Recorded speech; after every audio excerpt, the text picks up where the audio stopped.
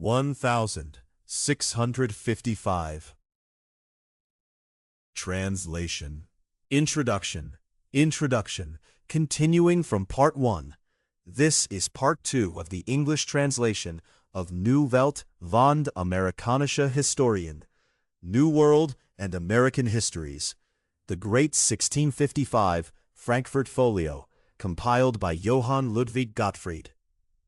Part 1 covered the full natural and human geography of the Americas, the climate, winds, rivers and volcanoes, the gold and silver mines of Potosi, the plants and animals of the New World, including the first European descriptions of maize, chocolate, the potato, coca, and cochineal, the religions of Mexico and Peru in full detail, the temples, the priesthood, the human sacrifices, and the political systems of the Incas and the Aztecs. We pick up exactly where Part 1 left off, midway through the history of the Inca dynasty, at the reign of Pachacuti, the great conqueror who reorganized the Inca state and elevated Viracocha above the sun in the order of worship. From there, the narrative moves through the last Incas to the conquest of Peru, then swings north to tell the origin story of the Aztec people, their long wandering through the wilderness under the guidance of their god Huitzilopochtli, their founding of Tenochtitlan on the island in the lake. Part 2 covers printed pages 49 through roughly 96 of the original folio, continuing through the remainder of Book 1, which closes with the history of both kingdoms up to the moment the Spanish arrived. Book 1 is the longest and most encyclopedic section of the work. What follows in Parts 3 and 4 will be the voyage accounts, 33 expeditions from Columbus to the Dutch West India Company, which read faster and carry more drama. The same conventions apply as in Part 1. Gottfried writes as a 17th-century Protestant. His judgments on indigenous religion and on Spanish colonial rule are those of his time and confession. Everything is translated in full, nothing condensed. The Indians were displeased with him that he bore the name of God, Viracocha, and brought charges against him. He excused himself and gave out that Viracocha had commanded him thus in a dream.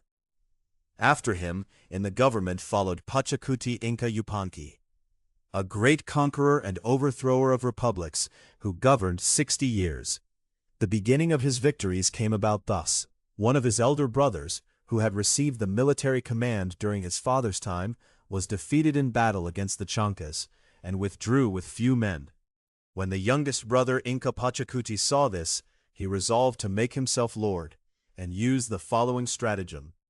He said that Viracocha had appeared to him alone and spoken to him in distress, complaining that although he was the Lord and Creator of all things, having in his power the heavens, the sun, men and everything else, he was not given his proper honor, but was ranked equal to the sun, thunder, and other things that derived their power and virtue from him.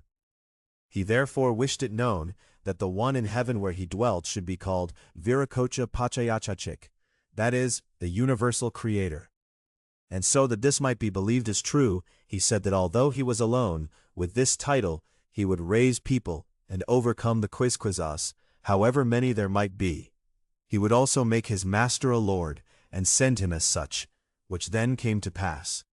He raised a great people with this title, won the victory, made him his master, and took away from his father and brother, whom he overcame in battle, all power and government. After this he also conquered the Chancas.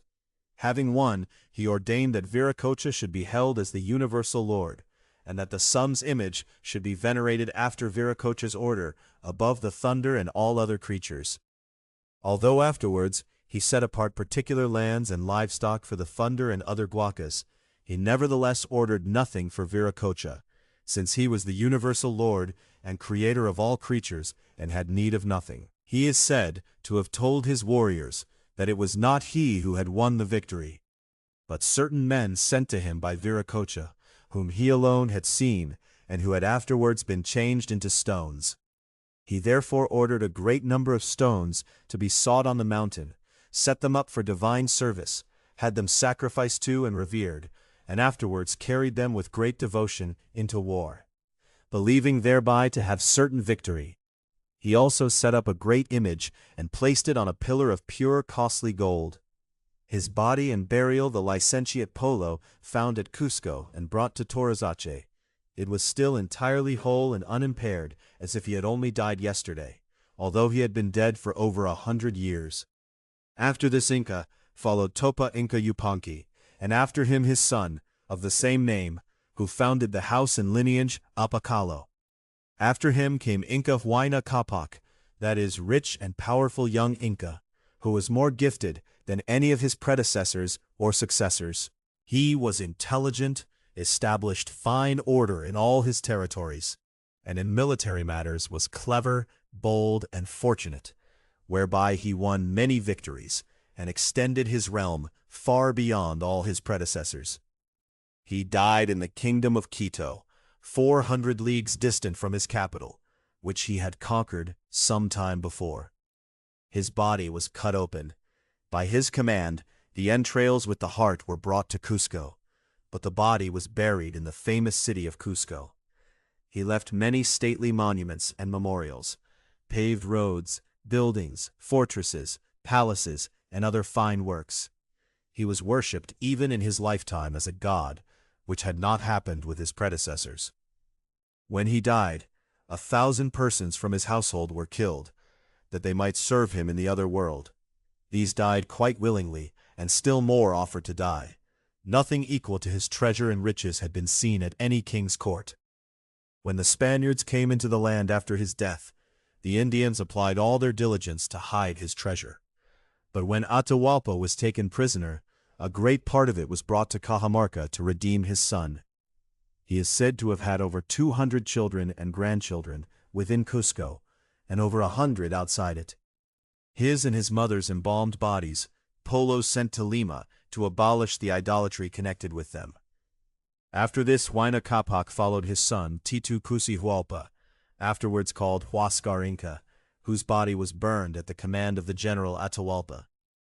But Atahualpa, also a son of Huayna Capac, who had his residence at Cusco, took the field against his brother with a mighty army. His generals Quizquiz and Chalacuchima captured Huáscar Inca in the Battle of Cusco, though he had been acknowledged as the rightful lord and king, for which reason many of his subjects, particularly his household, were greatly troubled. When they were in such need, they made many sacrifices, since they were not strong enough to free him. Then Atahualpa too came up with a great army. At last, when Huáscar's party saw that they were far too weak against such power, they made sacrifices to the creator Viracocha, and besought him that he would help them. But there came at this time the news to Atahualpa that certain large vessels had arrived out of the sea in the north, and he sent men to find out what sort of people they were and what they wanted. When his messengers returned and reported to him that they were white-skinned men with beards, and that they had creatures, which we call horses, with them, the like of which he had never seen, he could not believe the Spaniards were men, because they came over the sea where he supposed no land was.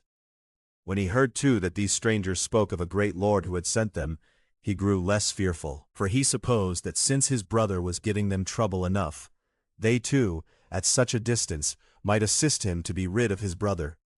In this flattering hope, he dealt more gently with the Spaniards, and since his brother had made him evil enough through their division, he was not much inclined to resist the Spaniards, when it turned out that it was only the Spaniards who overcame him. The Spaniards conquered the said land and took possession of it, and as the fraternal quarrel lay so ready to hand, it was through this above all that the Spaniards, though so small in number, gained such a great and powerful kingdom. The 9th Inca was Manco Capac, who after the taking of Atahualpa by the Spaniards, and after Atahualpa's execution, had the government at Cusco. He was at first on very friendly terms with the Spaniards and Francisco Pizarro. Later, when he saw the Spaniards' behavior, he rose against them with a great army, besieged them in Cusco with a great force, and then withdrew into the mountains of Vilcabamba, where he lived until Gonzalo Pizarro drove him out of there too with a powerful army. What this Manco Capac undertook and did, why the lines of Inca blood gradually diminished, how the successors of Huayna Capac ruled the country and their people through Francisco Pizarro and other Spaniards. All that is to be read at length in the voyage accounts that follow in their proper place. Now we wish to treat of the Mexican nobility and military, since this people held warfare in the highest esteem, and for that reason the most prominent in warfare were richly rewarded, raised to high offices and dignities, and reckoned among the nobility with the honorable titles of eagle, lion, and tiger. Their weapons were sharp cutting blades of flintstone fastened firmly on a stick on both sides. This weapon was so sharp that one could cut off a horse's head at the neck. They also used heavy maces, spears and other weapons, javelins and throwing stones. They also carried small round shields adorned with feathers into battle. Their garments were the pelts of tigers, lions, and other fierce animals. They wore plumes and feathers on their heads. Against the enemy they attacked quickly, were skilled at running and wrestling, and preferred to take prisoners alive for sacrifice rather than kill them. The king's knighthood was fully armored down to the gray order, which was not held so highly. These wore slashed leather jackets reaching over the knee, had their particular field signs, but were armed only from the waist up. The knights were permitted to wear gold and silver, dressed in costly cotton, used painted vessels, and wore shoes. But the common man was only allowed to use clay vessels and was not allowed to put on any clothing or shoes other than plain neckwen. All these orders had their own dwellings and titles. The first dwelling was called that of the princes and lords, the second of the eagles, the third of the lions and tigers, the fourth of the gray or pale. The other lesser officers had their dwelling below, and if anyone lodged outside these appointed places, he was punished in his person. It is moreover greatly to be marveled at that the Mexicans had their youth so excellently and well educated. They took from their children the freedom and self-will which, when left to them, are a pestilence to youth, and raised children in useful and Christian exercises. To this end, in the temples, special schools and houses of discipline were built, for boys and girls, with their supervisors and schoolmasters, who instructed them in proper conduct, to be humble, to honor and serve their parents, to be obedient. They were also taught singing, dancing, and military matters. They were given hard and plain food, so that from youth they became accustomed to labor and did not grow soft. The children of lords and nobles had special schools and were entrusted by their parents to old and experienced men, who in addition to good conduct directed and guided them to virtue, to live chastely, to be moderate in eating and drinking, to fast, not to walk crookedly, but to walk upright. They were also drilled in labor and hard things. In such upbringing attention was paid to what they were inclined to. If a boy was found well disposed, he was sent with food and all manner of bodily necessities among the soldiers to see how things went among them. Often burdens were laid on such a one's neck, so that if he conducted himself bravely, he might the more easily be admitted among the soldiers. Sometimes they came late into the army and returned home with honor. Sometimes they came somewhat too far, were taken prisoner, and even killed. But when the disciplinarians found that some had not the inclination for war, but for the temple and divine service, when they had reached the suitable age, they were brought out of the schools into the temple cells, and the spiritual signs were put upon them, where they had their priestly superiors, and were instructed in all their ceremonies, until they finally became priests and prelates. As for a kind of proper government for the common good, partly for entertainment and diversion, insofar as it is pursued in its proper time, we do not think it unfitting to indicate also the Mexicans' manner in this regard. Their dances are of well over 1,000 kinds with them. They cannot all be described, but they all went to one sound and beat, coming in slowly to their positions. They also held dances with mummeries and devil's masks, one on another's shoulders. The greater part of these dance plays was full of idolatry, which also served for the entertainment of their gods. Their instruments were small fifes, drums, and cornets. To this they all sang together with equal voice. Some sang a verse or two from the beginning, and the others answered with their last verse. Some dance on ropes, Some spin on their feet on a pole and make 1,000 kinds of leaps. They showed very many proofs of their agility in climbing, jumping, wrestling, lifting heavy weights, taking blows, and the like. The most cheerful dance they called Solanella, held in such high esteem that often the king himself was present. It was generally held in the inner part of the temple and the royal palace, with great skill and order. So much for the Mexicans' customs, government, and polity. We now also wish to treat briefly, as far as possible, of their royal succession and memorable deeds. In New Spain there lived from of old a people called Chichimecas, who were poor, rough people living in desolate places, and since they were a more politic people than the other wild ones, they were called Nahuatacas. This people came from a far distant land in the north, where the Kingdom of Mexico has since been found. In it there are 2 territories, one called Asilan, that is, a place of herons, the other Teculuhacan, that is, a land of ancestors. The Nahuatacas were divided into 7 tribal houses and nations. The first, Chuchimilcos, the second, Chalcas, the third, Tepanecas, the fourth, Culhuas, the fifth, Tlatluicas, the sixth, Tlaxcaltecas, and the 7th were the Mexicans. All these 7 tribes, in the year of Christ 820, began to set out from their land in groups and to move on. On this journey they went very slowly, and by the command of their gods halted at various places whenever they met better regions. They left the old behind, sowed and planted such places. When they had rested, they moved on again, though some had to stay behind who were ill. The first to come were the Chuchimilcos, who built a city on the shore of the great Lake of Mexico toward the south. These were the Chalcas. The third tribe were the Tepanecas, the people of the place of the stone walls, who also populated the shore of the lake on the west side. This people multiplied and was for a time very powerful. After these came the Culhuas, that is, the crooked people. The 5th tribe, the Tlatluicas, the people of the mountain, were the most unfriendly of all. They settled the hill country around the lake and built many large and great towns. The 6th tribe were the Tlaxcaltecas, the people of the wheat bread, who today form the great territory called by their name. These went over the mountains eastward, came down under the snow mountain by the famous lake of Anahuac, and found an opportunity to settle there. They built a town and called it Tlaxcala. This tribe sided with the Spaniards, with whose help they subjugated those around them, and are to this day free of tribute and dues. When these first settled in their lands, the Chichimecas did them no harm, leaving them in peace.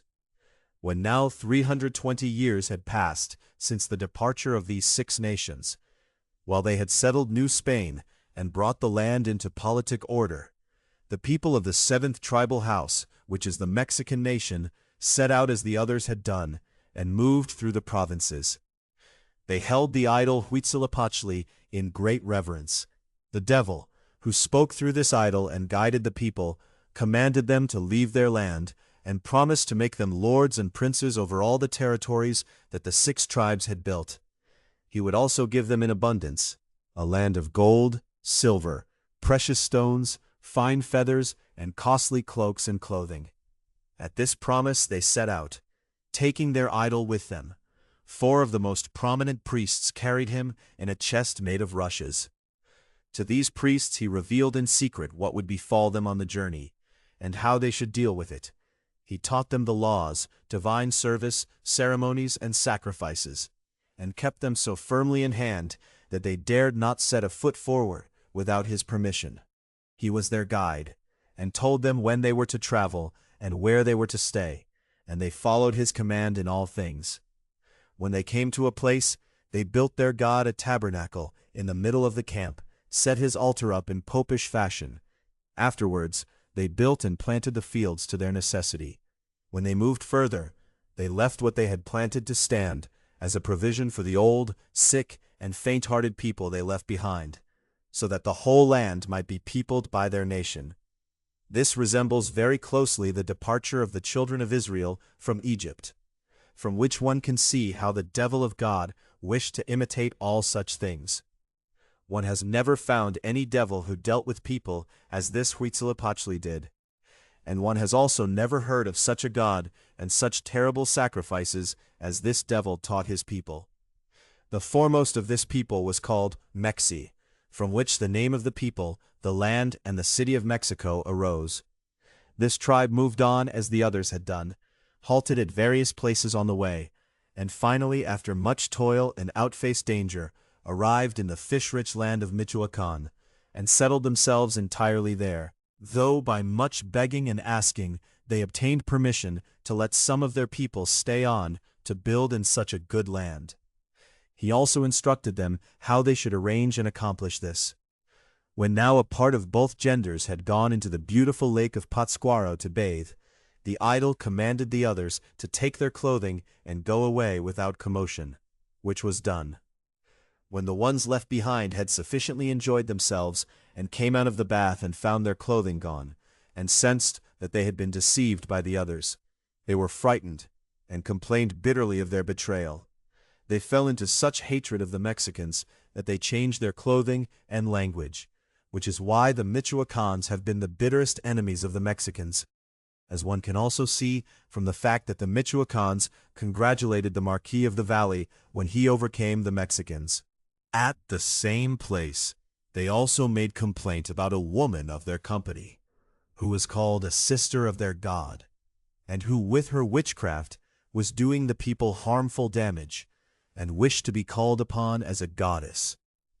The idol thereupon commanded his people secretly that they should leave his sister, the old wicked savage woman, with all her belongings in the night, break up camp, and leave no trace of where they had gone, which they then did. When the sorceress found herself thus deceived and mocked, she built the town Malinalco, whose inhabitants were afterwards all sorcerers. Now the Mexicans, weakened by this division, and by the sick, old, and faint-hearted they had left behind, wanted to settle again at Tula, until they grew stronger. There the idol commanded them to dam up a river, so that the water might spread over a large flat field. As soon as they had done this, a great lake formed, and around it they planted the great mountain Coatepec, about with all manner of trees. Into the lake came many fish, and in the trees many birds perched. For the sake of this pleasantness, and because they were weary from the journey, and the place pleased them greatly, they resolved to build there and go no further. Over this the idol was very angry, threatened the priests with death, commanded them to tear the dam down again, and let the river run its course. He also showed them that those who had been disobedient would that night be punished according to their deserts, which also came to pass. For about midnight there arose in one place in the camp a great tumult. When men came there in the morning, those who had resolved to stay in that place were found dead. Those dead had their breasts cut open and their hearts taken out, by which they learned and understood how the idol wished to be served. And therefore still to this day, when one wishes to sacrifice to him, the breasts of men are cut open and the heart torn out. After this punishment they moved on at his command, until they came near Mexico, a mile away, to Chapultepec, which is a pleasant and very famous place. In this mountain the Mexicans fortified themselves for fear of the other nations who inhabited the land, and all held enmity toward them, particularly because Copil, the son of the aforesaid sorceress, out of great hatred stirred up the neighboring peoples against the Mexicans, to attack and destroy them with armed force. He himself sat on a mountain near the lake of Acapulco, thinking to remain there until the Mexicans were destroyed. But the Mexicans fell upon him at the advice of their idol, before he knew it, brought his heart to the idol, who commanded it to be thrown into the sea, from which they say the cactus tree later grew, and Mexico was built there. After this, the Calcas, together with the other nations, fought a battle against the Mexicans, in which their chief Huitziton fell.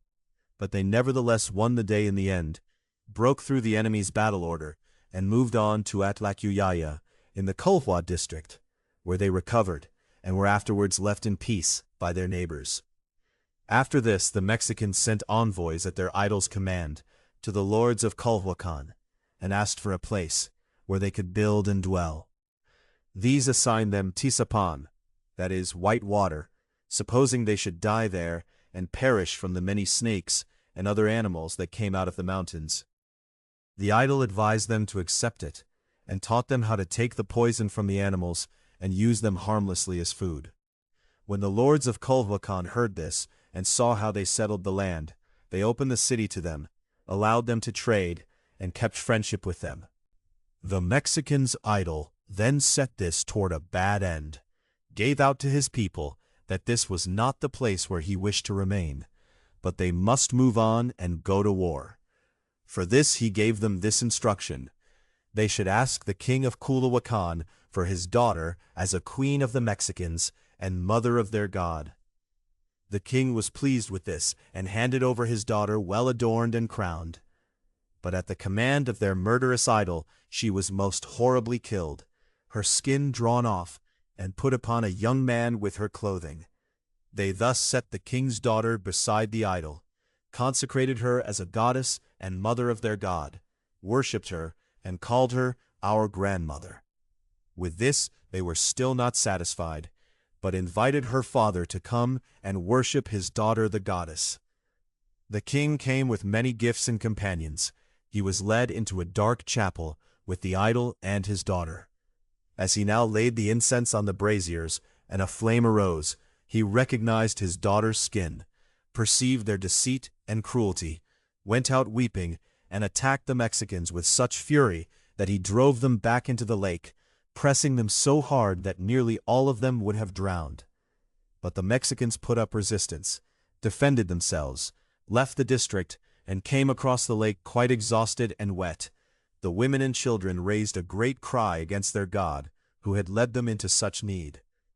When at last the time had come for the insatiable idol to fulfill his promise, since the Mexicans could no longer make wider detours nor endure greater hardship, it came about that certain old priests went through a thickly grown place of rushes and came upon very clear water that shone like silver. It also seemed to them that all the trees, meadows, fish, and everything else were white. They wondered at this and recalled the prophecy of their idol, who had given them this as a sign that such a place was to be their resting place, and that they would become lords over all other peoples there. Weeping for joy, they ran back with these good tidings to the camp with their community. The following night, the god Huitzilopochtli commanded an old priest in a dream that they should look in that same lake for a cactus tree that had grown out of a stone. That was the place where the sorceress's son, Copil's heart, had been buried. Upon the indicated tree they would find a beautiful eagle that held himself there every morning, and fed on other beautiful birds. At this sign they should build their city and settle there. In the morning the old priest told all this to the community, who were filled with the greatest joy, and unanimously resolved to go to the described place. They set off straight away, in great devotion and joy, divided themselves on both sides through the whole wilderness of rushes, and came that same day to the white water, which had however by now turned blood red. When they had searched long back and forth, they saw the cactus tree grown out of a stone, on which sat a royal eagle with spread wings, turning his eyes toward the sun. Around him lay costly feathers, white, red, yellow, blue, and green. In his claws he had a very beautiful bird. When the Mexicans saw the eagle and found the place of the oracle, they all fell upon their knees, showed the eagle great honor. The eagle also bent his head and looked to both sides. Thereupon they gave thanks to the Creator and their great god Huitzilopochtli, the general father who had always told them the truth, and therefore named the city Tenochtitlan, that is, cactus upon a stone. They also placed the eagle on a cactus with a bird in his claws on their coat of arms. The following day they built their god a simple chapel beside it, and placed him in it for the time being, until they should build the magnificent temple. After this, they began to buy from their neighbors fish, frogs, geese, and other water birds that they caught there from the lake, along with wood, stone, and lime for building, and gathered everything necessary for building their city. While they were still building, the idol commanded a priest to announce to the community that they should look at the middle of the resting place, that each master with his kinsfolk and followers should divide into 4 principal companies, and each assembly build its place as it thought fit. Likewise, they should divide each place into different streets in which they could honor the gods as the gods pointed out. All this was carried out. At the division of the lanes and streets, they fell out. Some thought that given their merit, they should have been better considered. Since they took this for a great affront, they stirred up a rebellion with their following, moved up along the lake, and settled in the raised and elevated land of Tlatelolco, doing such great oppression and vexation to the Mexicans that they deliberated to choose a king, and resolved among other things that they would choose none of themselves as king, so that no quarrel might arise among them on that account. Having considered everything well, they thought to reconcile the king of Culhuacan, whom they had deeply angered by the murder of his daughter, and chose as their king Acamapixtl, son of a high Mexican lord, whose mother was the daughter of the king of Culhuacan. They sent envoys with a fine present to offer him the kingdom. The envoys made their suit in these words: "Great lord, your subjects and servants, we Mexicans who are stuck in a wilderness of rushes, and abandoned by all nations of the whole world, most earnestly desire, since this place in which we dwell lies under your territory, that you would accept Acamapixtl, your and our children's child, as lord and king, so that we might have a head to command us, decide for us, lead us, and show us how we should live in proper order, and protect us against our enemies. And we can make resistance against them. In return we will be obedient and submissive to him as to our lord, since he comes from the kings of Culhuacan and Mexican blood." The king thought to himself that it would not do him little good if he should make an alliance with the Mexicans, as so clever and warlike a people. He agreed to their request, and said, if a woman person had been requested, he would have her. He dismissed him therefore with these words: "Go, my child, serve your God, govern and care for the creature through whom we live, the Lord of day, night, and the winds. Go, and be a lord of the water and the land which the nation of the Mexicans possesses." The Mexicans thanked the king and led the young king with his mother with great honors to Mexico, where he was received by everyone, placed in a small armchair, set upon the royal seat, and an old speaker began to address him thus, and said, "My son, our lord and king, be welcome in this poor house and place. We suffer here in this wilderness of rushes what our Creator has prepared for us. Be a leader and protector of this Mexican nation, as Huitzilopochtli's arm, in whose name the command and power is given you. You surely know well that we are not in our land, and do not know what will come to pass with us in future. One can also see from this that you come here not for rest, but for new toil. For you will have enough to do with the neighbors, and must be a servant to all these people, will be hated and attacked by all neighboring peoples.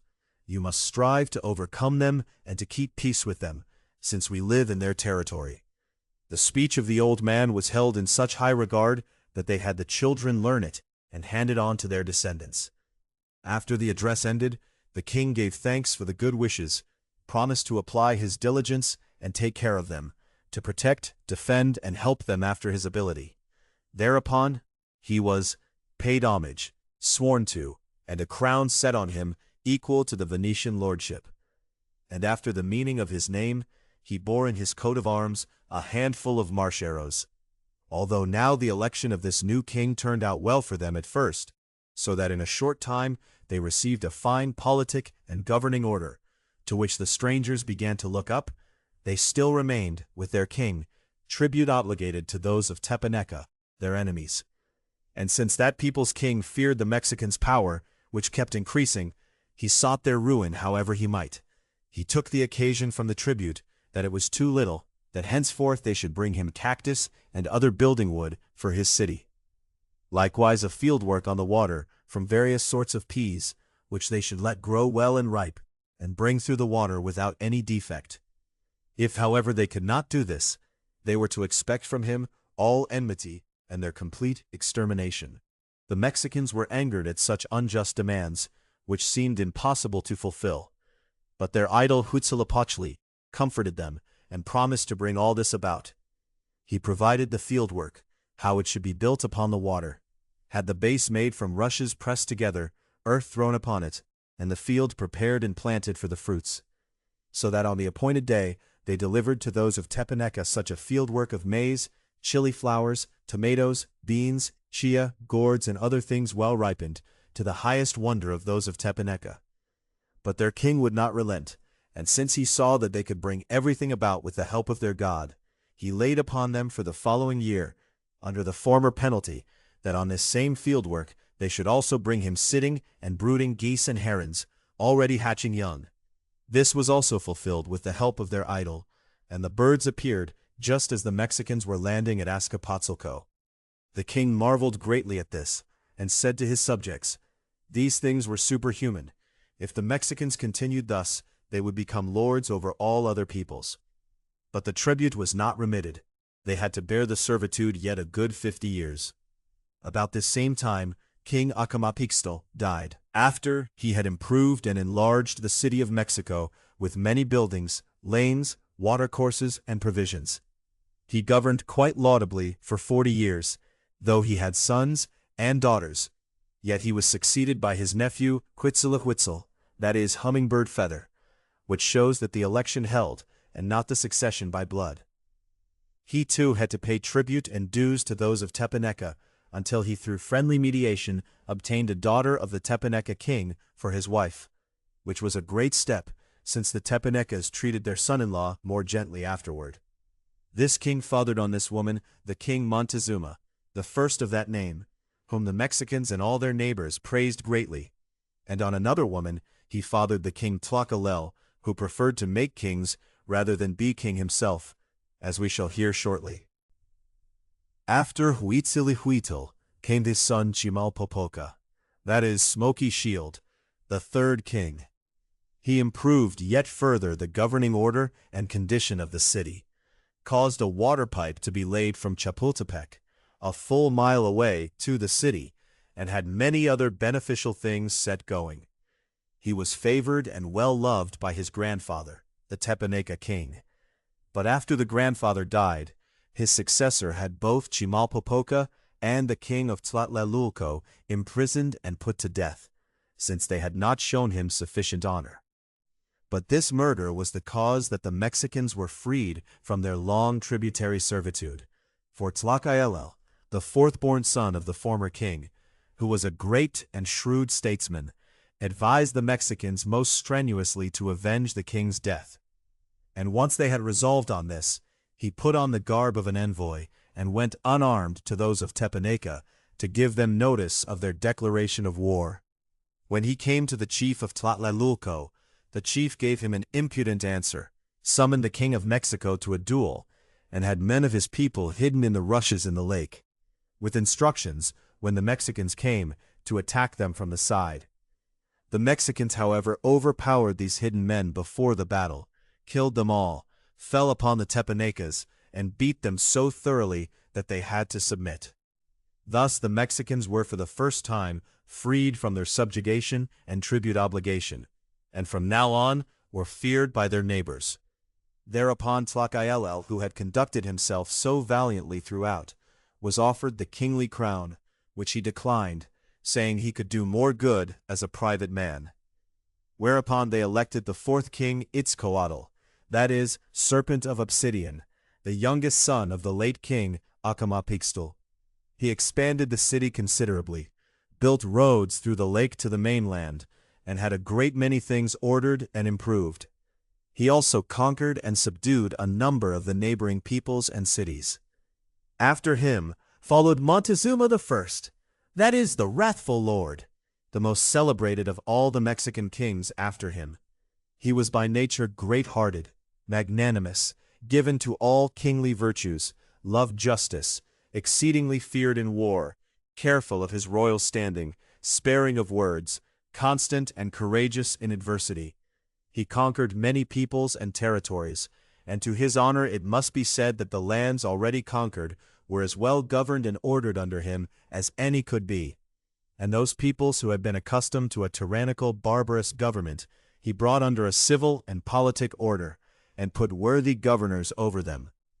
During this king's time there was a great famine for 4 years, in which time many sold their children into slavery, and many more died. The king had the stored maize distributed to the hungry, and in addition, sent those who were unable to nourish themselves into the more fertile coastal lands. After the famine, the returning ones had so increased that the city was completely and overfull. He died after a reign of 30 years, and was mourned by everyone, not only Mexicans, but also foreigners and conquered peoples. And daughters. He was succeeded by his nephew, Huitzilopochtli, that is, Hummingbird Feather. He also had to pay tribute to the Tepanecas until he obtained through friendly mediation a daughter of the Tepaneca king as his wife, whereupon the Tepanecas treated their son-in-law more gently. On this wife, he fathered Montezuma I. He also fathered on another woman, Tlacaelel, who preferred to make kings rather than be one himself. After Huitzilopochtli came his son Chimalpopoca, that is, Smoky Shield. He arranged the city's water supply from Chapultepec. He was favored by his grandfather, the Tepaneca king. But when the grandfather died, his successor imprisoned and put to death both Chimalpopoca and the king of Tlatelolco, because they had not shown sufficient honor. This murder freed the Mexicans from their long tributary servitude. Tlacaelel advised the Mexicans most strenuously to avenge the king's death. He dressed himself as an envoy and went unarmed to the Tepanecas to deliver notice of the war. When he came to the chief of Tlatelolco, the chief gave him a scornful answer, summoned the king of Mexico to a duel, and had soldiers hidden in the rushes in the lake, with orders, when the Mexicans came, to fall on them from the flank. The Mexicans, however, found the ambush before the battle, killed the hidden men, fell on the Tepanecas, and beat them so thoroughly that the Tepanecas submitted. Thus, the Mexicans were freed from tribute, and were from now on feared by their neighbors. Tlacaelel was offered the kingship, which he declined, saying he could do more good as a private man. The electors therefore chose the fourth king Itzcoatl, Serpent of Obsidian, youngest son of the late king Acamapixtl. He expanded the city, built roads across the lake to the mainland, subdued many neighboring peoples and cities, and ruled laudably. After him came Montezuma I, the most celebrated of all the Mexican kings. Great-hearted, given to all kingly virtues, loved justice, exceedingly feared in war. He conquered many peoples and gave them good governing order in place of the tyrannical barbarism they had known before. During this king's time, there was a great famine for 4 years, in which many sold their children into slavery. The king distributed stored maize to the hungry, and sent those who could not feed themselves to the more fertile coastal lands. After the famine, the returning people had so increased that the city was entirely overfull. He died after a reign of 30 years, and was mourned by everyone, not only Mexicans, but foreigners and conquered peoples alike. After the death and burial of Montezuma, the electors and kings of Texcoco and Tacuba turned again to Tlacaelel for the election, on whom all voices fell unanimously. But he declined the honor with excellent reasoning, urging that it would be more useful to the realm if he remained the king's regent and helper, as he had been until now. They should not doubt that he would apply the same diligence to the realm's benefit as if he had been crowned king, which is indeed an example such as few in the world can match, that a man should take the labor of a kingdom upon himself, and yet refuse its honor and supreme power. When Tlacaelel completely declined the election, the electors had to proceed to another choice. Since Tlacaelel gave his voice to the late king's youngest surviving son, Tecosic, though he was still very young, the electors followed him and chose him as king, and at once proceeded to the customary ceremonies, piercing his nose and setting an emerald in it for ornament. But he proved unlike his father and predecessors, and was held for a cowardly king. When he went out against a rebel enemy, he lost more of his own people than enemies he captured. He came home and gave out that he had brought the number of enemies needed for sacrifice at his coronation, and so was crowned with great ceremony. But the Mexicans were very ill content with him, so that he died in the 4th year of his reign, of which it was believed he had been poisoned. What the late king could not accomplish, his successor Axayaca performed. About this time, Tlacaelel, who at the former king's coronation had obtained the privilege of carrying the royal tassel, had become quite old, and in important matters had to be carried to council on a chair. When he fell ill, the newly elected but not yet crowned king visited him, and wept bitterly that he was to lose his and the whole realm's father. Tlacaelel commended to him his children, particularly his eldest son, who had conducted himself bravely in the wars. The king promised not only to look after him, but immediately gave the son the field marshal's coat of arms, which so pleased Tlacaelel that he ended his life for joy. This Tlacaelel was born in Mexico, and since through his cleverness he had so built up this previously desolate city and brought it to such great wealth that it had become equal to a mighty kingdom, the Mexicans held him for the very heart of their whole lordship, and they gave him burial with as much pomp and splendor as had ever been bestowed on anyone. After this, the elected king organized his coronation campaign against the region of Tehuantepec, 200 leagues away, where all the surrounding neighbors had assembled against him. But the newly elected Mexican king won the victory. Using this ruse, he attacked the enemy first, then pretended to flee, leading them into an ambush of select soldiers hidden and covered with straw. These broke out at the right moment, caught the enemy between them, killed great numbers, took the city, ravaged it along with the temple, and punished the surrounding neighbors severely. He returned with very great booty and many prisoners for sacrifice to Mexico, was warmly crowned with sacrifices, and the whole world wanted to see the king. King Ixtaca afterwards made many campaigns in which he won great victories, always at the head of the point, leading his people bravely and making the first assault himself. He was therefore held by the people for a brave captain.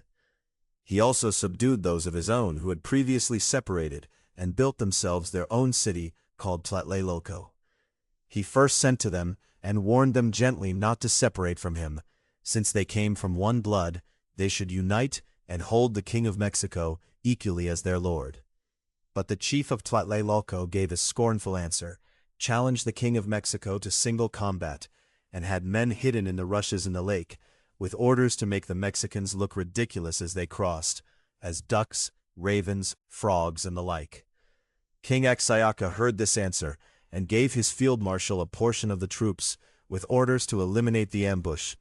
He himself went by an unusual route to Tlatelolco. When he arrived, he challenged the chief of Tlatelolco to single combat. The two leaders' war people stood still to see which of the two would prevail. When the combat had gone on a while, and the king of Mexico pressed hard, the chief of Tlatelolco finally took to flight, causing his whole army to flee. The Mexicans pursued them furiously. The chief of Tlatelolco fled up onto a temple, thinking to recover himself there. But the king of Mexico followed him quickly, seized him by force, and threw him down from the temple.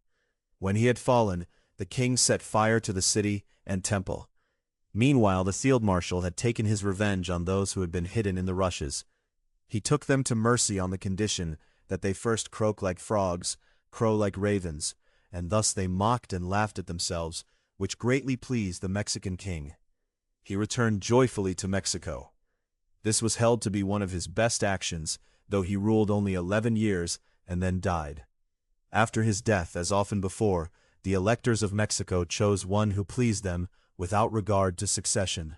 They now chose a Itzcoatl no less in cleverness and bravery than the previous one, and toward whom the whole people had great affection, for he was not only a bold, warlike hero, but also charming and friendly, which in a ruler is to be admired. The campaign he undertook for his coronation was against those of Quaxucatlan, who had fallen upon the tax collectors and tribute gatherers and committed a murder, for which he intended to punish them and bring them back to obedience. He had great difficulty with this, for they retreated to a large arm of the lake where the Mexicans could not follow. So that the king might force them, he devised a new trick. He had a work like an island made in the water, out of rushes, earth, and other materials, with which he approached the enemy, gave them battle, and overpowered them at his will. He returned home with great triumph and rich booty, was crowned in the customary manner. This king enlarged the Mexican realm through various campaigns to encompass 300 leagues, even reaching Guatemala. He was very generous with his tribute. When it was delivered, he had the people assembled at a special place, the tribute distributed there, and gave the poor people food, clothing, and other things, gold, silver, jewels, feathers, and bows, he divided among the captains and the rest of the people, according to what brave deeds each had performed. He gave much to the common good, had many old buildings torn down, and new ones set in their place. He also noticed that the city of Mexico had too little water, and the lake was too marshy. He planned to bring in an arm of the water used by those of Coyoacán. This he disclosed to a famous sorceress of the city, who warned him to take good care in this undertaking, lest by cutting the water channel he flood the city. The king held this for worthless counsel, and sent his servant to arrest the sorcerer. The sorcerer, when he heard the royal servant's intention, bade him step inside, and when he did, the sorcerer had transformed himself into a dreadful bear, so that the servant did not dare touch him, and returned with nothing done. The king grew angrier, and sent another on the following day. The sorcerer transformed himself into a horrible tiger beast, so that no one dared touch him. On the third day he sent others, who found him like a terrifying crawling creature, at which they were so frightened they fled. Over this the king was so furiously angered that he threatened to utterly destroy the city of Coyoacán if they did not deliver the sorcerer to him, bound. The sorcerer came, either from fear or compulsion, to the king, who immediately had him executed. After this the king had the water conducted into Mexico through a canal, which the Mexicans accompanied with many ceremonies. The priests censed it at the bank. Some made sacrifices at intervals, and daubed the banks of the stream with their blood. Some received the water with cornets and horns and stringed instruments, and the high priest was dressed as the water goddess. The water now flowed toward Mexico, but with such force that it almost flooded the city, just as the sorcerer had said, for a great part of the city was pushed to the ground, which the king with great effort and ingenuity brought back into order. And so the city again stood surrounded with water, like Venice, and well built. This king also ruled 11 years, and after him followed the last and mightiest king of the Mexicans. The electors, together with the two kings, chose Montezuma II of this name. He was a man of few words, so that everyone marveled when he began to speak in council. Before he became king, he was held in great honor. He generally kept to a special place in the great temple of Huitzilopochtli, where he was much occupied with his idol, and conducted himself like a man of a religious order. Since he was of noble lineage and a bold spirit, and everyone had fixed their eyes upon him, he was chosen without any resistance. When the news of his election came to him, he hid himself in the aforesaid temple, because he felt the great difficulty of governing so powerful a people, or perhaps considered the lordship unworthy of him. But the people fetched him thence, and brought him with great joy into the council.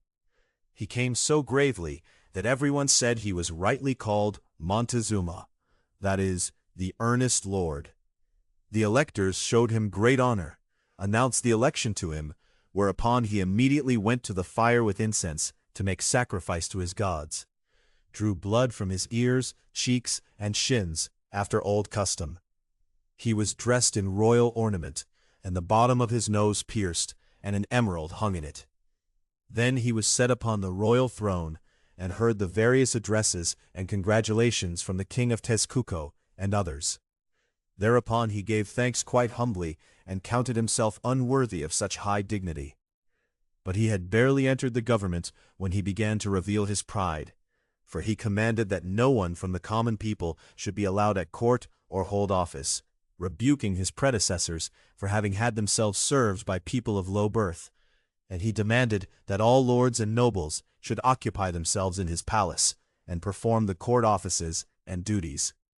When an old man of great standing, who had raised him, remonstrated against this, and said he should take good care, for this had much to it, and he was hereby driving the common people from him, they would scarcely care to look after him when they saw they were rejected. He received this answer, that he sought precisely that.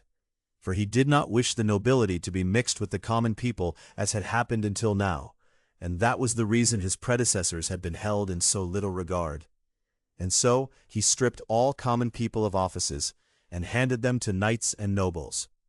When this was accomplished, he took the field for his coronation, against a territory far away on the North Sea that had risen and revolted. He fitted out a fine and handsome army and marched there. He led this war so cleverly and quickly that in a short time he had conquered the whole territory and sharply punished those who had been guilty of the rebellion. He returned home with great booty and many prisoners for sacrifice, and was received most warmly by the whole city. The lords gave him water for his hands, served the court offices, which none of his predecessors had done for them. Thereupon the feast of his coronation was held at Mexico with great splendor. Comedies, dances, and other entertainments. So much tribute was brought from all kingdoms, such a rush of people gathered there as had never happened at any coronation. For even Mexico's enemies came in disguise to see the magnificence. When this came to the king's ears, he commanded the enemies to be lodged and well treated as himself, had them placed in the best seats so they could better see the spectacles and the feast. At night, the king also visited them disguised, with music. This king wished to be held high, even worshipped as a god. No one from the common people was allowed, on pain of death, to look him in the face. He never set a foot on bare earth, but was always carried on the shoulders of lords. When he descended, they spread a costly carpet under his feet, for him to walk on. He never put on a garment twice, and never ate or drank twice from the same dish or vessel. But each time new things had to be at hand. When he had used something once, he gave it to his servants to make a fine show with. His commands he wished obeyed strictly. When he returned from a successful campaign or other journey, he went among his people as if to amuse himself, meanwhile watching undetected whether anything was being withheld from the revenues and income. Item. He watched how the servants performed their offices, and if he found them unfaithful, punished them without mercy. He inquired diligently whether his deputies and judges allowed themselves to be bribed, or ventured to push through unjust matters. Anyone he found doing this, he sentenced straight away to death, and spared none, were they even lords and knights, even his own brothers. Whoever had done wrong had to die without mercy. He kept little company with his own people, was seldom seen. He stayed in his chamber and deliberated with himself on necessary affairs of state. Apart from being a strict judge, he was also an able warrior, fortunate, and won great victories, by which he grew so proud, out of all manner of fish, birds, animals, and livestock, for which he kept many people to tend them. When he saw that some kind of fish, bird, or fierce animal could not be kept alive, he had it carved in costly stone, silver, or gold, and made after life. He had residences of various kinds of living arrangements, special palaces and houses, some for pleasure, some for sorrow, some for government.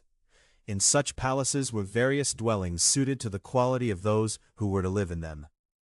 Now when Montezuma had ruled with the highest fortune for many years, and had grown so proud over it that he held himself for a god and had himself worshipped, God began to punish him, but first warned him through his idols, who foretold the loss of his kingdom through things the like of which had never been seen or heard. Through these signs he grew uncertain and confused, not knowing what to begin. The idol Quetzalcoatl at Cholula revealed to him how a foreign people was on the way that would take over the kingdoms. He therefore sought out the sorcerer king of Tezcuco, who had made a pact with the devil. He came at an unusual hour and informed him. His gods had revealed to him that a great loss was to befall him and his whole kingdom, of which some soothsayers also informed him. And while one of them was still speaking with him, he noticed that the thumbs at his hands and feet were missing. Over this he grew so furious that he had all the soothsayers imprisoned, but they vanished suddenly from the prison. When he saw this, he went wild with rage, had their wives and children killed, and their houses demolished to the ground. But when he felt the change in himself, he thought to propitiate his gods, and undertook to have a great stone brought, to perform mighty sacrifices on it. The people could not move the stone with all their force, though they strained mightily, and the ropes often broke. But when they would not give up pressing and pulling the stone forward, they heard at last a voice hard by it, which spoke. They should stop laboring in vain. The Lord and universal Creator would not permit that this should be done henceforth. When the king heard this, he commanded sacrifice to be made upon the stone. Thereupon came another voice which said, "Did I not say so? The Lord who created all things has commanded that this should no longer be done. It is true. I will let myself be dragged a little way, and then you shall not be able to move me at all." Which came to pass. For they dragged it a little while quite easily, but then it stopped lying still. And when at last they wanted to drag it further and begged it so long that it let itself be brought to the entrance of the city of Mexico, it fell suddenly into a body of water, and though they sought it long, could not find it. After a time, however, the stone was found again in the place where it had originally been. Everyone was astonished and very frightened. About the same time there appeared in the sky a bright and brilliant flame of fire in the shape of a pyramid. About midnight it rose up, and in the morning when the sun rose, the flame died away toward midday, where it then vanished. And this lasted a whole year. Then the temple began to burn, when yet there was neither fire, lightning, nor thunder anywhere near, inside or out. And though at the watchman's cry much people came to quench the fire, it availed nothing, for the whole temple burned to ashes, and they say the more water was poured on it, the more it burned. A comet was seen rising in broad daylight that cast a great quantity of sparks from itself. At the end of its tail were 3 heads. The great lake between Mexico and Texcoco began suddenly, without wind or earthquake, to boil and surge so violently with waves that all buildings standing near it fell. Sometimes a mournful voice was heard, as though it were a lamenting woman. "My children, your ruin is now at the door, and oh, my children, where shall I bring you so that you are not wholly lost?" Monsters with 3 heads were also seen, and when they were brought before the king, they vanished. All these things surpassed 2 still stranger monsters. One was a strange bird the size of a crane, caught by a fisherman on the lake. The king was then in a mournful palace, painted black. When he had troubled himself greatly over the threats of his gods and the mournful omens, the aforesaid bird was brought to him, which had on its head a gleaming and sharp-edged mirror, in which Montezuma could see the beauty of the heavens and the stars, at which he greatly marveled. As he looked in the mirror again, an army appeared coming from all directions, fighting and making a great battle. His soothsayers looked at the same, but could give no interpretation. Afterwards the bird vanished again. The second sign was this: a simple plain peasant farmer desired to speak with King Montezuma, and reported to him that the previous day, as he worked in his field, an exceedingly large eagle had flown at him, carried him unhurt to a cave, and the eagle had begun to speak thus: "Most mighty lord, here I bring you the man you commanded me to fetch." He, the farmer, had been able to see no one with whom the eagle was speaking. A voice, however, had been heard speaking to him. "Do you know the man lying there stretched out on the ground?" When the farmer looked around, he had a man lying hard asleep before him, in royal ornament, within his hand, according to the custom of the country, a small bouquet of a sweet-smelling burning fuse. And when he looked at the sleeper properly, it was Montezuma.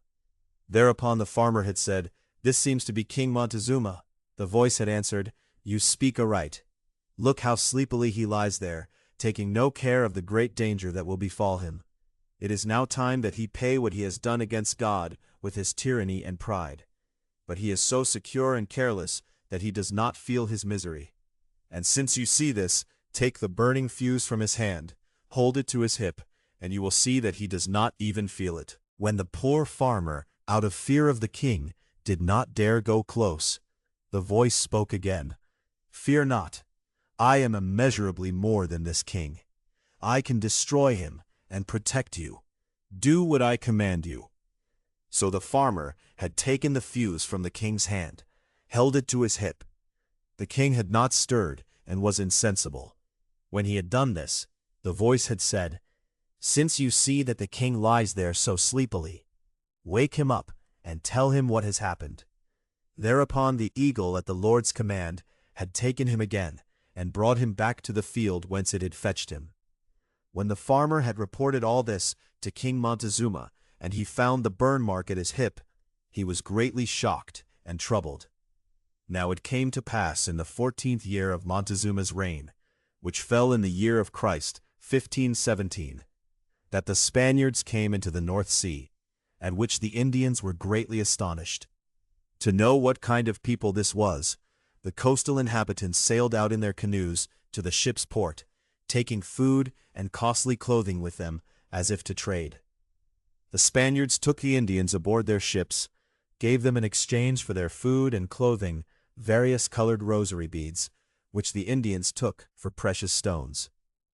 They told the Spaniards of their king's power, took their leave, and went to bring the received stones to their lord.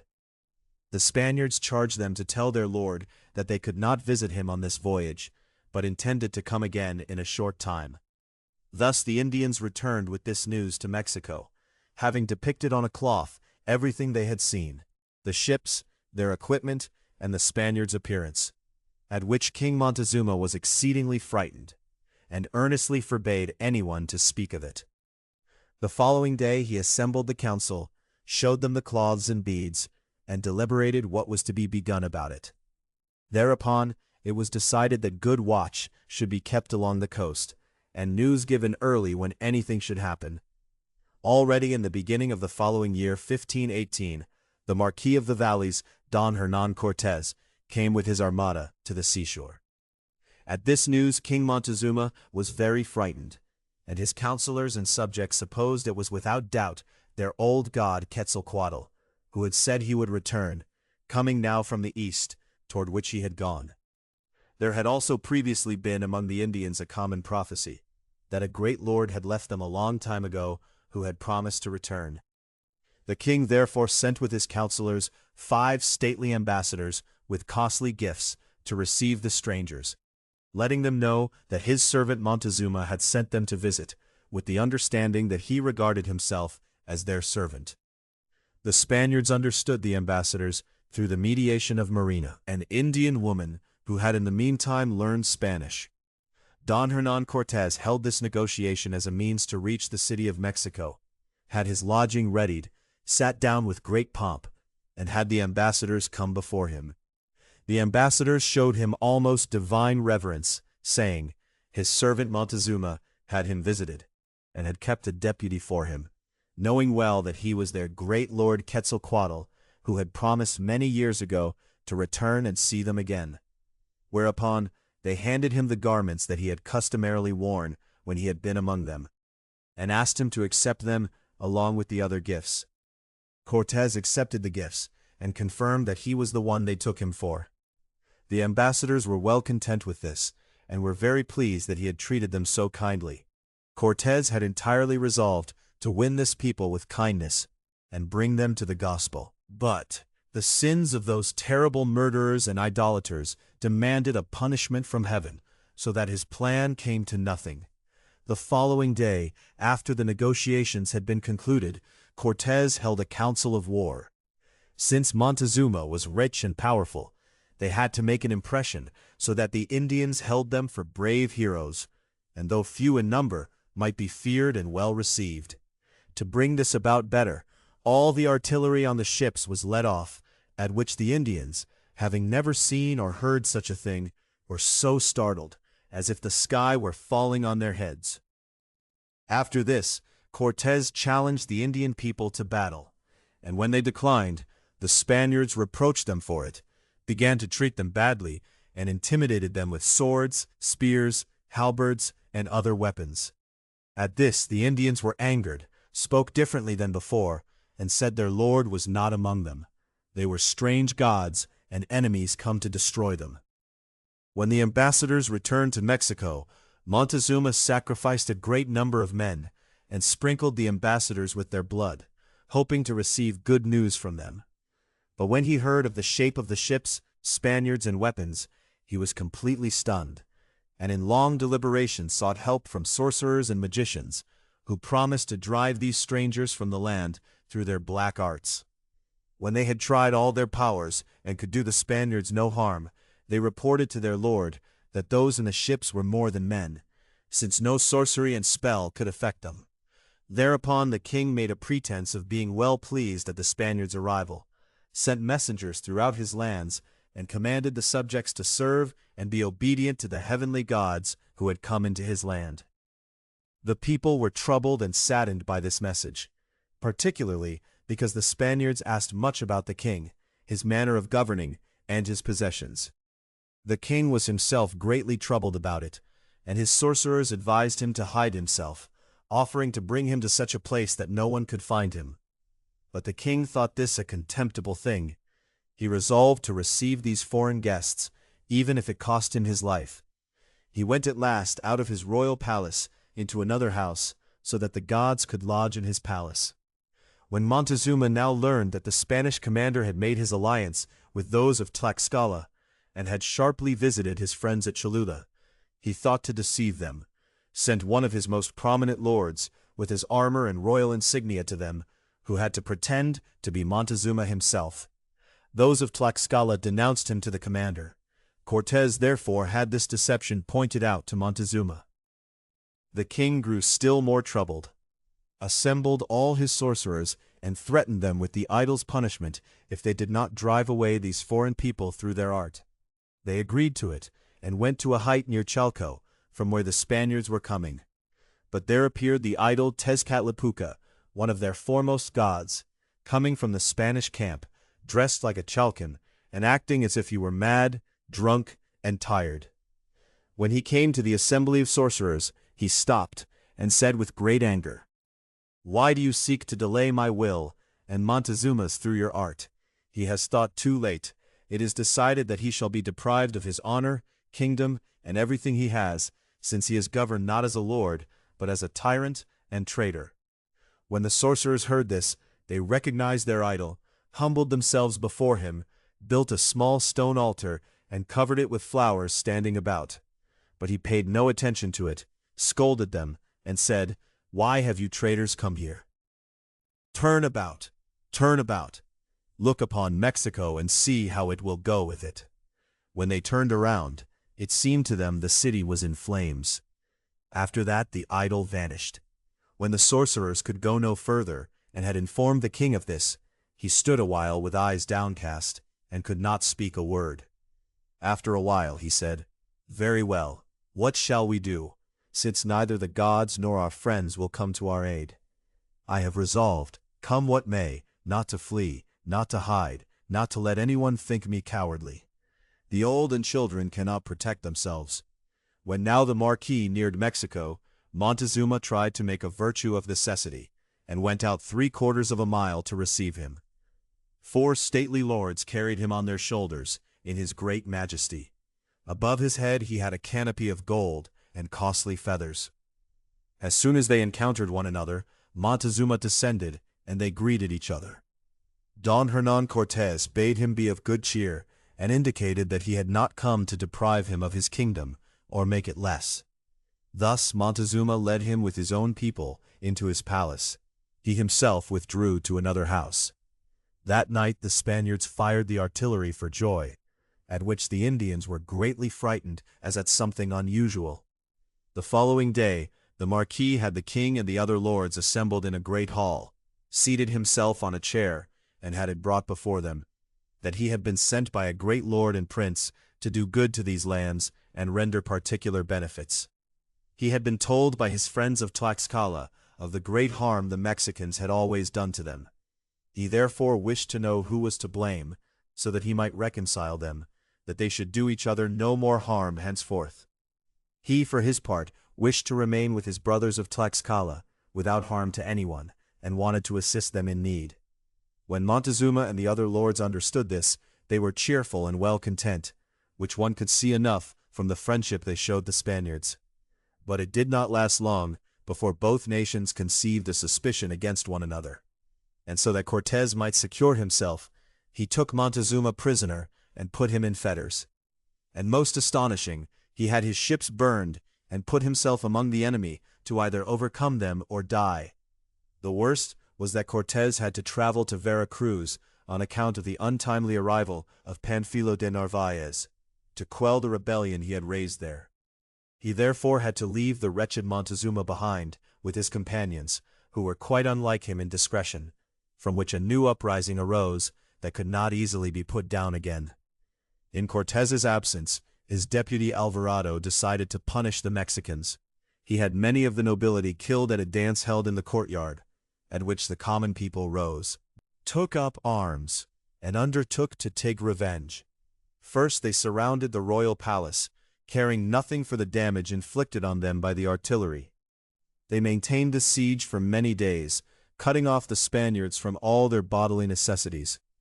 They armed themselves with stones, javelins, spears, and swords made in their manner, which are rods into which 4 or 6 sharp flint blades are set, with which one can cut off a horse's neck at a stroke.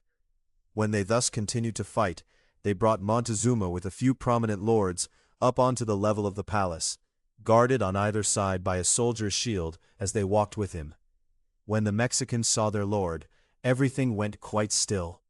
Montezuma addressed the people through those lords in a loud voice, urging them to reflect and not trouble the Spaniards, for since he was a prisoner, as they could see, it could bring them little benefit. The bold young man Cuauhtemoc, whom the community intended to raise to king, heard this and called out to Montezuma with a loud voice, "Away with you, you cowardly, worthless man!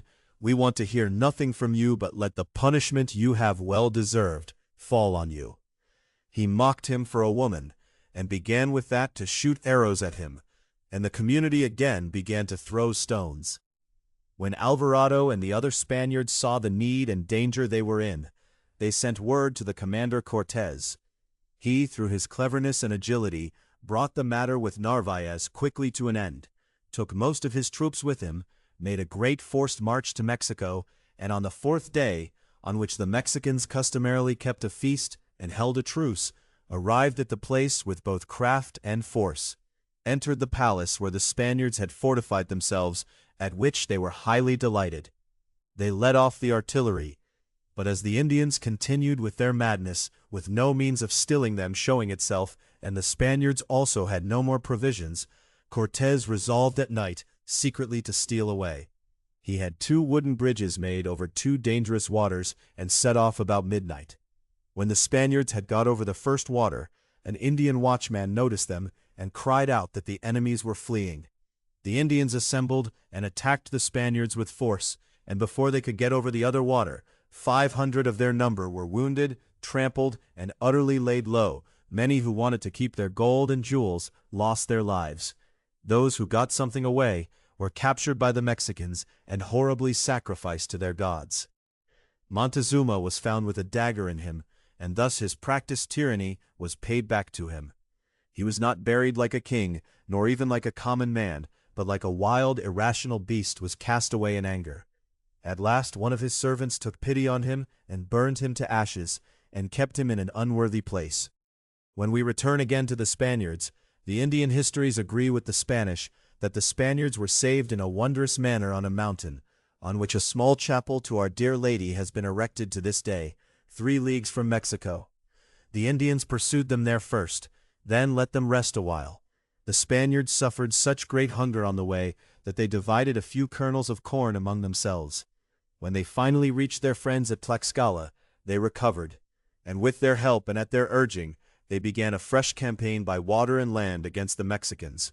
Finally, through the Bergantines, small gunboats that Cortés had built on the lake, and through more than 60 dangerous battles, they took the city of Mexico on the feast of St. Hippolytus, the 13th of August, in the year 1521. The king the Mexicans had raised was taken in a large canoe, in which he tried to escape, and brought with other great lords before Cortés. When he came before him, he drew the dagger, and said to Cortés, "I have until now protected my people as best I could. Now I owe you nothing more than to give you this dagger, and kill me on the spot." Cortés answered that he had no desire to kill him, and that it had never been his intention to harm them. But since they had suffered such great loss, it was the result of their great stubbornness. which they well knew, since he had offered them peace and friendship so many times. After this, he had all those he could get treated well. This then is briefly the history of the origin, descent, increase, government, and complete downfall of the Mexican kingdom, the other great kingdom of the New World. What, in one or another of the complete histories, is to be held about it, the gracious reader is left to judge for himself. Now, we also wish to hear the particular accounts of other writers concerning the regions and provinces. A description of the islands and the mainland beyond the high or great sea, called West India. From Antonio de Herrera, Royal Historian in India and Castile, of the division of the West Indies. The circumference of the earth contains 360 degrees, reckoned as 6,300 Castilian leagues, and encompasses both earth and sea together.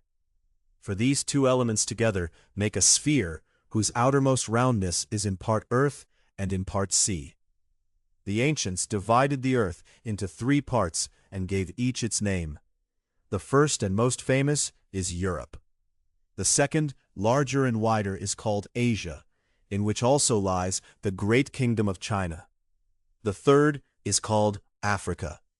Since people were of the opinion that the earth encompassed only these aforesaid parts, and yet could not be content with them, they turned their minds and thoughts to voyages and great ships, which they also built and equipped so that they could withstand and endure the rough waves and storms of the sea.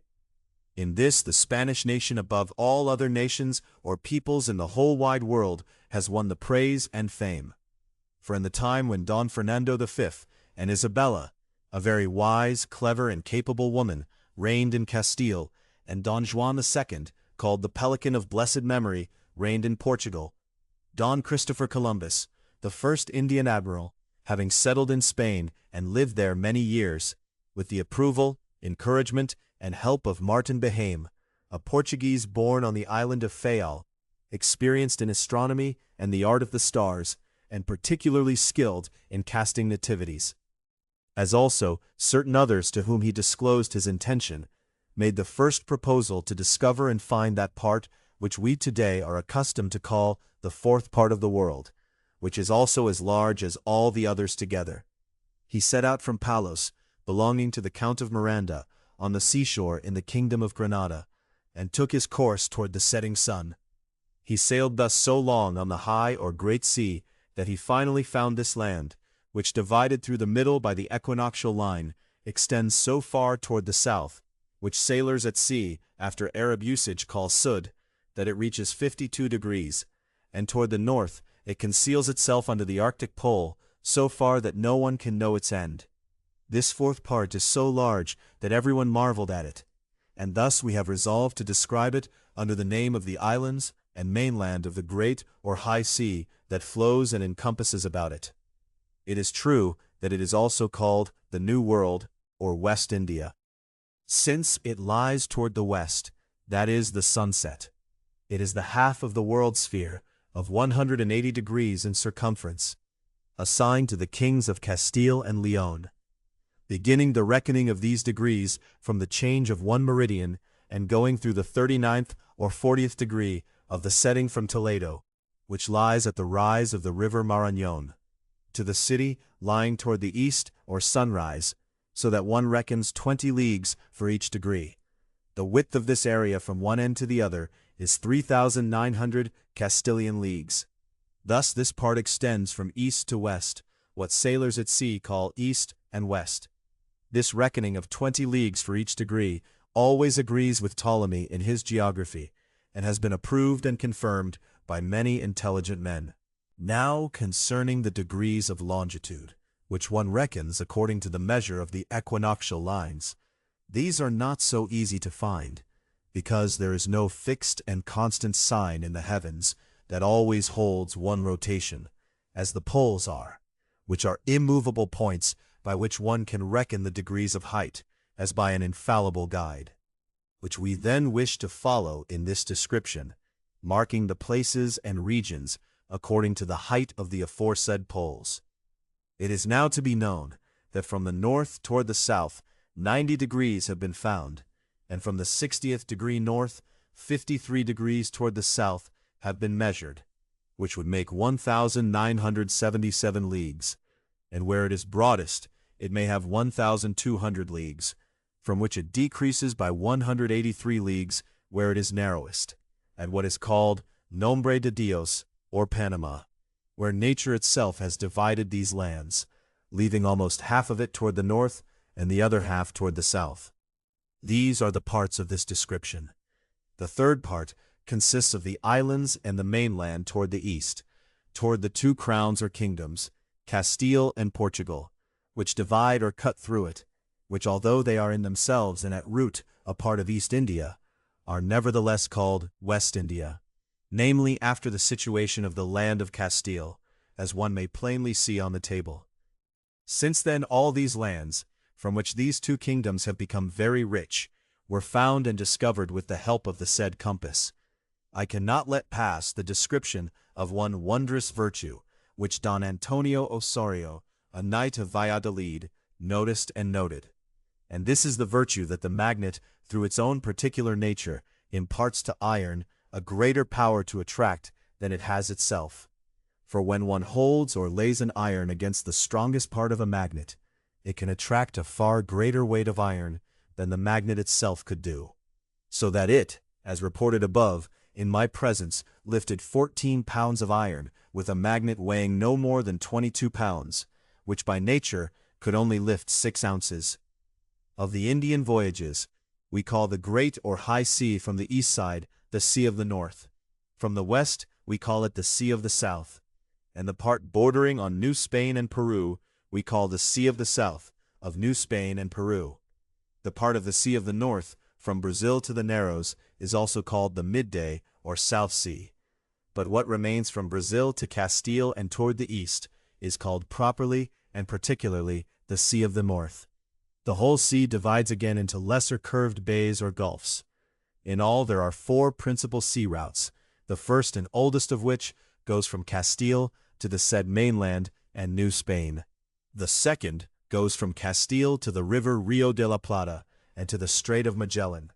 The third goes from the New Spain side, from Guatemala and Panama, to Peru, Chile, and the Narrows. The fourth and newest goes from New Spain to the Western Islands and the Kingdom of China. The first, as the oldest and most common, is called the Route or Course of the Indies, and has 2 voyages. For one either visits the port or harbor of San Juan de Ulua in New Spain, which lies roughly 1,700 leagues from Seville, which one can do and accomplish in 2.5 months, or one sails to Portobello, which lies in the kingdom called Terra Firma, roughly 1,400 leagues away, which one can do in 2 months. The proper time for these voyages is uneven. From New Spain, one sets out after winter, from the beginning of April to the end of May at latest, so that one arrives at the islands in the North Sea by August, when the north wind blows, and the storms from contrary winds arise. But whoever wants to go to terra firma should set out before winter in August and September, so that one can arrive at Portobello by November, for that region is then least unhealthful on account of the north winds which begin to blow. From St. Lucas one takes the way to the Canary Islands, which is nearly 250 leagues, a voyage of 3 to 10 days. There one must use the Sea of the Squalls, which is in winter-time very dangerous on account of storms. Those who wish it sail to the harbor of the Grand Canary, as one used to land at the harbor of Gomera, which is the most pleasant of these islands. From the Canaries, one voyages to Deseada, which lies under the 15th degree, somewhat above Dominica, to which one reckons 700 leagues across the high or great sea, and takes 5 days or more. One cannot return back the same way, the reason being that the east winds commonly blow there and prevent the return.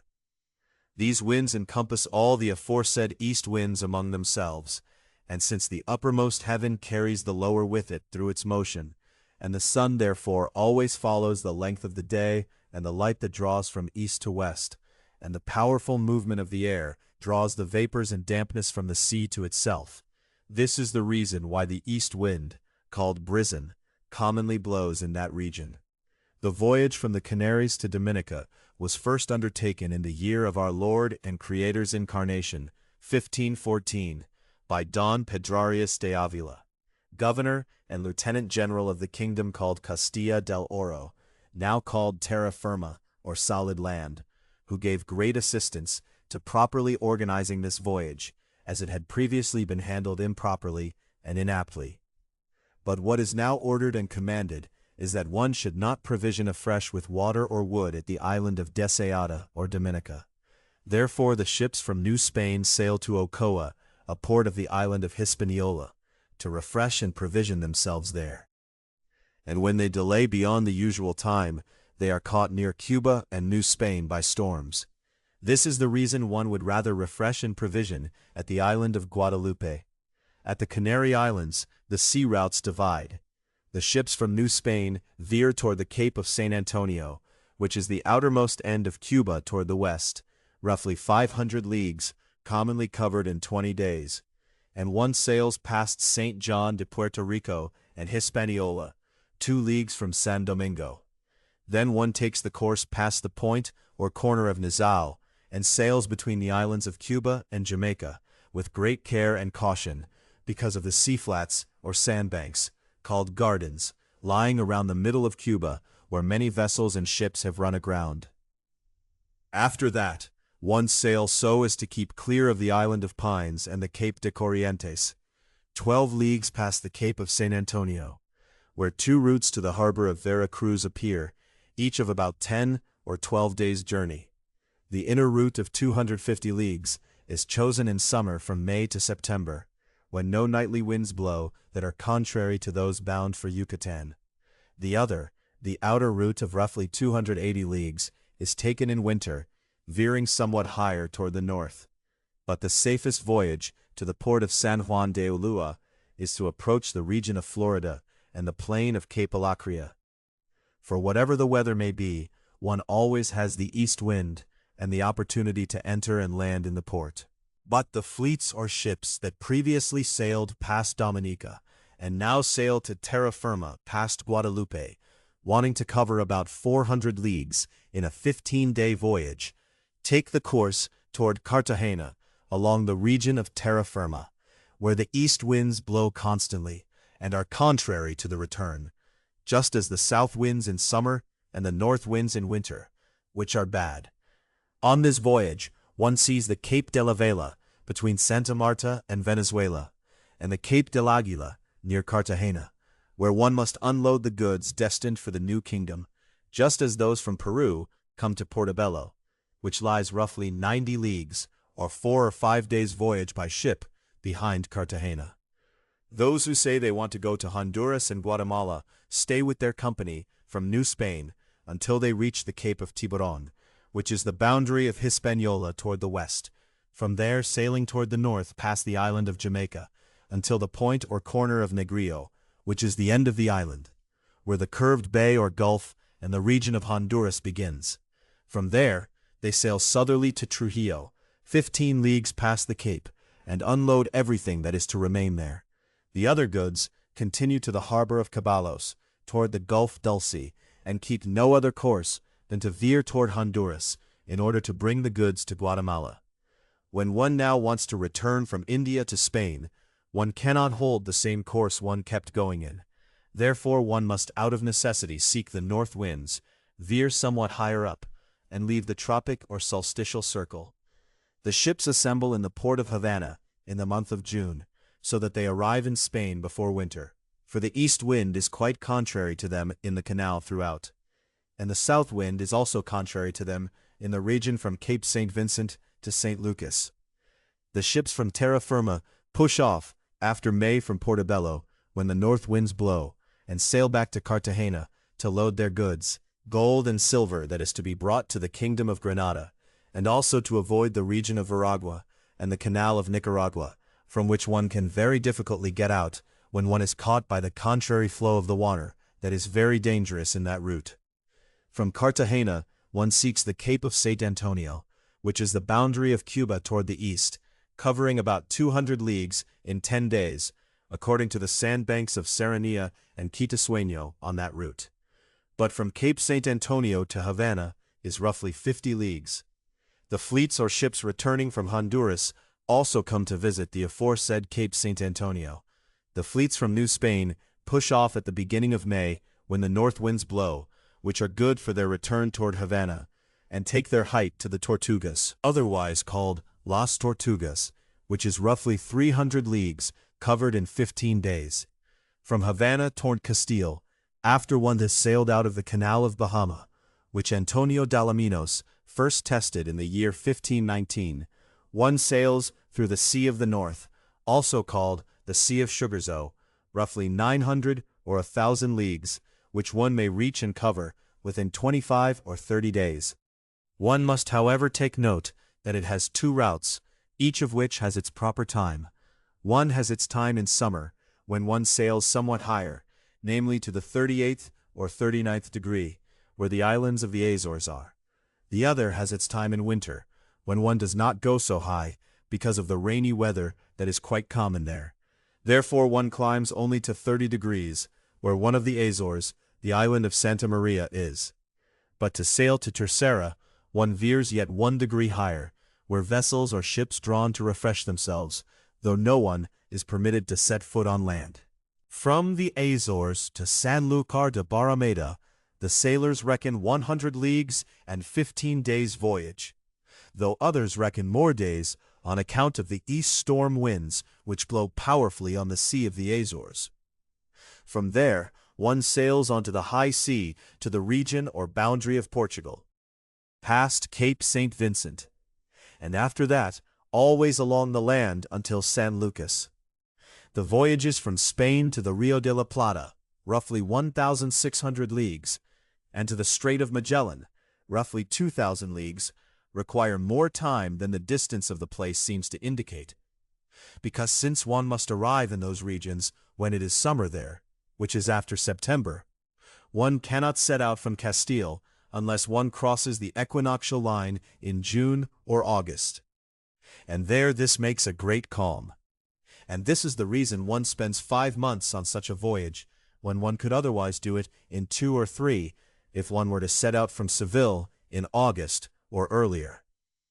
When one now comes to the Canary Islands, one sails straight to the south until the 9th degree beyond the equinoctial line. From there, some go straight toward the west past the Cape of St. Augustine in Brazil, and then coast along the land to the Rio de la Plata or the Narrows. Others have sailed straight across the sea toward the Strait of Magellan, but few have managed to get through before summer ended, which is short and full of storms, given that the place is so near the pole, and this is the reason the voyage is so toilsome. The sea voyage on the South Sea has always been accomplished along the shore, for the most part because there is almost always a south wind there. From Panama to the city of Los Reyes, the return voyage lasts only 20 days, as also from Los Reyes to Chile, from where to Panama one sails 900 leagues in no less than 2 months.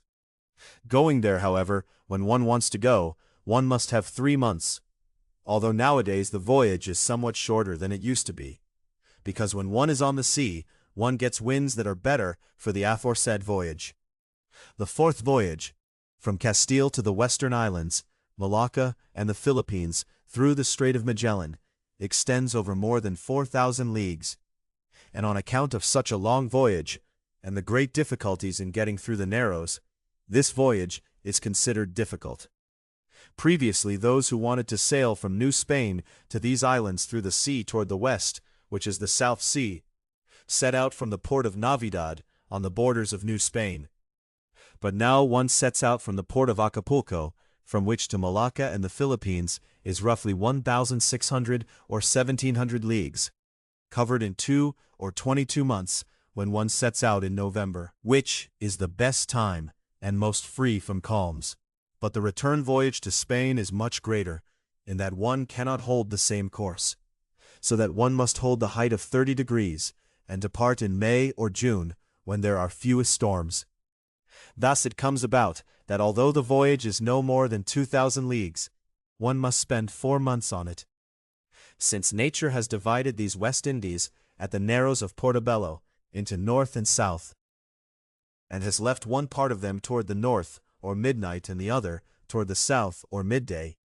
We shall therefore call them North and South Indies.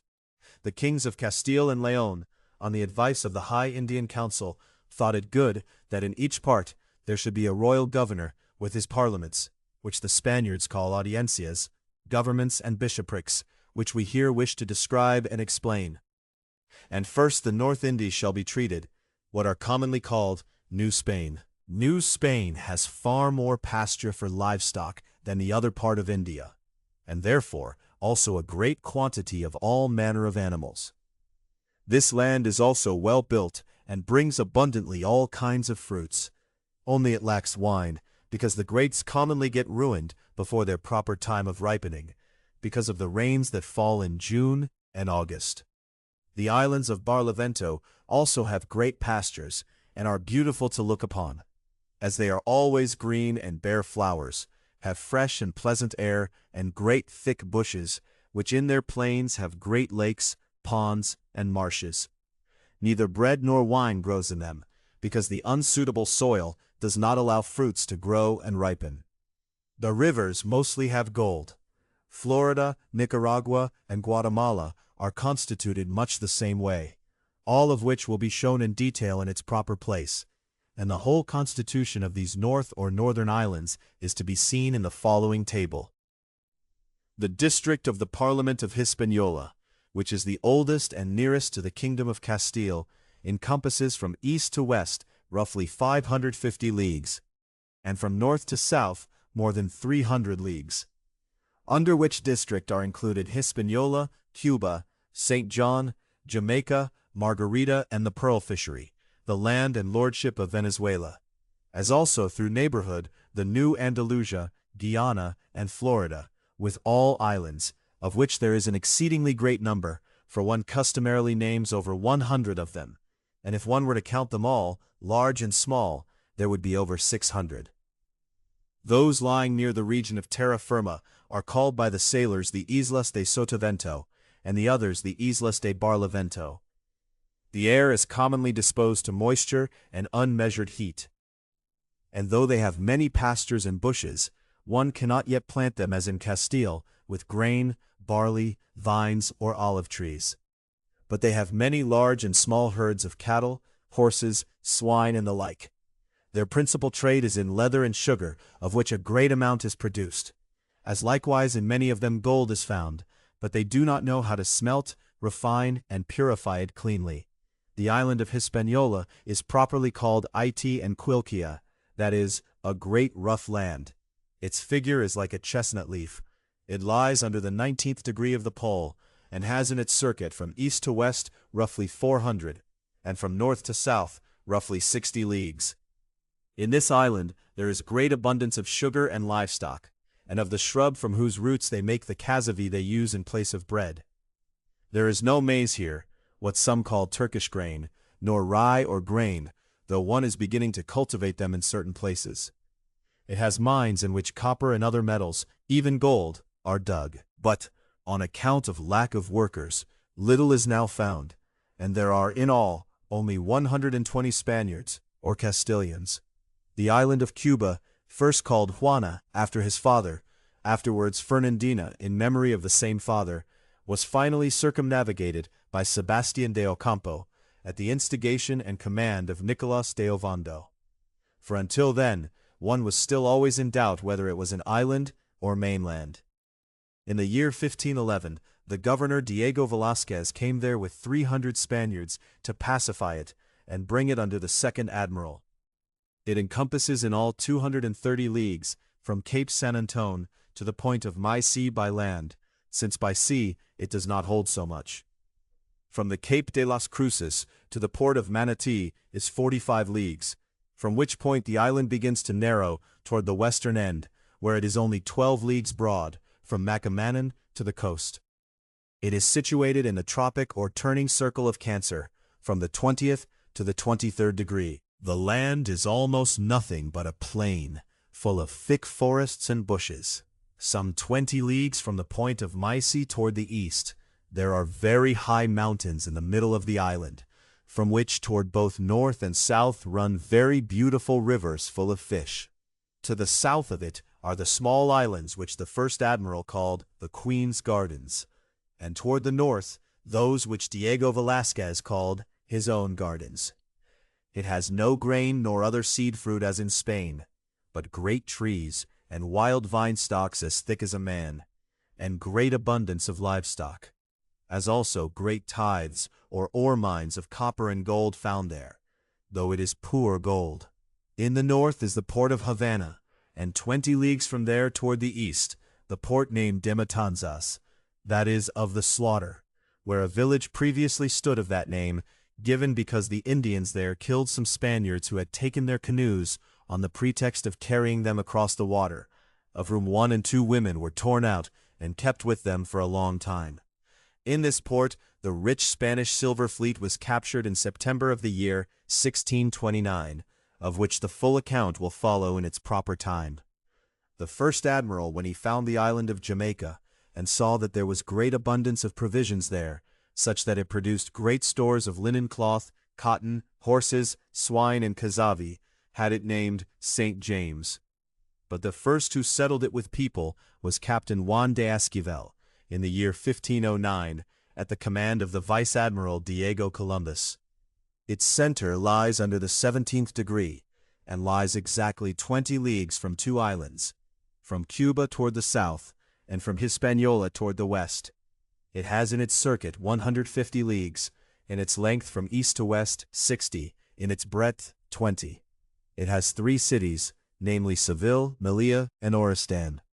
The island of St. John de Puerto Rico, which the Indians called Borriquilla, lies roughly 15 leagues from Hispaniola toward the morning, and is from east to west 45 leagues, and from north to south 20 to 30 leagues long. It produces richly everything found in Hispaniola, also maize, yucca, and gold mines. It has a good, gentle air, and the whole year is almost alike, except that in December and January there is sometimes stormy weather as the season brings. There are 3 towns with Spaniards here, with a governor and bishop. In the year 1508, the Prince of Leon, as governor of the region of Yagué, in the name of Nicolas de Ovando, who was then in Hispaniola, traveled there to inspect and explore it, and then more of these islands shall be described in their proper place. The Los Lucayos Islands are said to have had over 40,000 souls, all of which the Spaniards brought away in their ships, and used as divers for pearls, by which it came to pass that now not a single person is to be found on these islands. The cannibals, who were the most courageous of all the island peoples, and gave the Spaniards far more resistance than the others, are now also mostly destroyed. The islands that lie between the Canaries and the Indian Islands, lying in the open sea, particularly the islands of the Azores, the Cape Verdes, and the Madeiras, belong partly to the Portuguese. But Hispaniola, Cuba, Jamaica, Puerto Rico, and the other islands belong to the Spaniards, and have already been dealt with. In the island of Margarita and its surrounding waters are found the richest pearl fisheries in all of West India. Its situation is at 11 degrees northern latitude, and the island is 15 leagues long and 7 wide, situated near the mainland of Venezuela. In the sea around it the pearls are fished, which has been described above, in its proper place. The island of Trinidad lies at 10 degrees, is 30 leagues long, and has good pasture. It was first found by Columbus in the year 1498. Now we wish to briefly conclude the description of all the islands and proceed to the mainland, noting that all the islands already dealt with, and the mainland of terra firma with Venezuela, New Andalusia, and Guyana, all belong under the Parliament of Santo Domingo or Hispaniola. The Parliament of New Spain encompasses the greatest part of North India, from the South Sea side as far as the North Sea, taking in the mainland of New Spain, New Galicia, Guatemala, Honduras, Yucatan, Florida, and many islands in the South Sea. In size it is so great that from the most eastern point of Florida to the most western of Guatemala is reckoned at 1,400 leagues. Its principal city and the seat of the Parliament is Mexico, of which we have already described the founding above at sufficient length. This Parliament has a viceroy, 8 or 10 judges, a chief justice, 2 criminal judges, a treasurer, and various other officials. Under it, there are 4 other subordinate parliaments, at Guatemala, New Galicia, Los Confines, and New Granada. Under the Parliament of New Spain, there are furthermore 12 archbishoprics and bishoprics. The Archbishopric of Mexico is the most distinguished. Its bishops are men of great learning, holiness, and virtue. The Kingdom of New Spain in particular is bounded to the east and north by the North Sea and Florida, to the west by the South Sea, and to the south by Guatemala. It is a very spacious, level, pleasant, and temperate land, richer in silver mines than any land in the whole world, as the large city of Zacatecas well demonstrates, which was established solely because of the silver mines found there. The city of Mexico as its capital is so great and magnificent that it can stand comparison with the best cities in Europe. Yet at his deathbed, he left the Mexicans their free choice of a king, and was much troubled that they had to be tribute-bearers. At last, he commended his wife and children to them, and passed away to the great mourning of his subjects. After the king's burial and memorial, the Mexicans returned to the election. After much deliberation, they chose Huitzilopochtli II, that is, a stately feather, as king from among the sons of the late king, in praise of his praiseworthy rule, set the royal crown on him, anointed him with the divine oil, as they were also accustomed to anoint their idol. And a speaker gave an oration, and undertook to hearten the king, and encourage his people to freedom from servitude. To free them from the burdensome tribute, they asked the king of Azcapotzalco for his daughter Itzcoatl, which they obtained. When she afterwards bore a young son, the Mexicans asked the king of Azcapotzalco to give the boy a brave name, and begged him at the same time to remit the burdensome tribute. The king named his daughter's son Chimalpopoca, that is, Smoky Shield, and with his people's consent he remitted so far the tribute that from now on they should only deliver annually 2 geese and a little fish as token of their subservience. And so they lived in good peace. Chapter 1. Closing note on the content of pages 82 to 99. Pages 82 to 99 continue with The Coronation of Chimalpopoca, printed p. 57 Cont. The Sea Route Tables for India from Herrera, pp. 72 to 73. The Geographic Tables of New Spain, Hispaniola, Cuba, Jamaica, and Puerto Rico, pages 75 to 79, and the Opening of the Parliament District of Mexico, pages 80 to 81.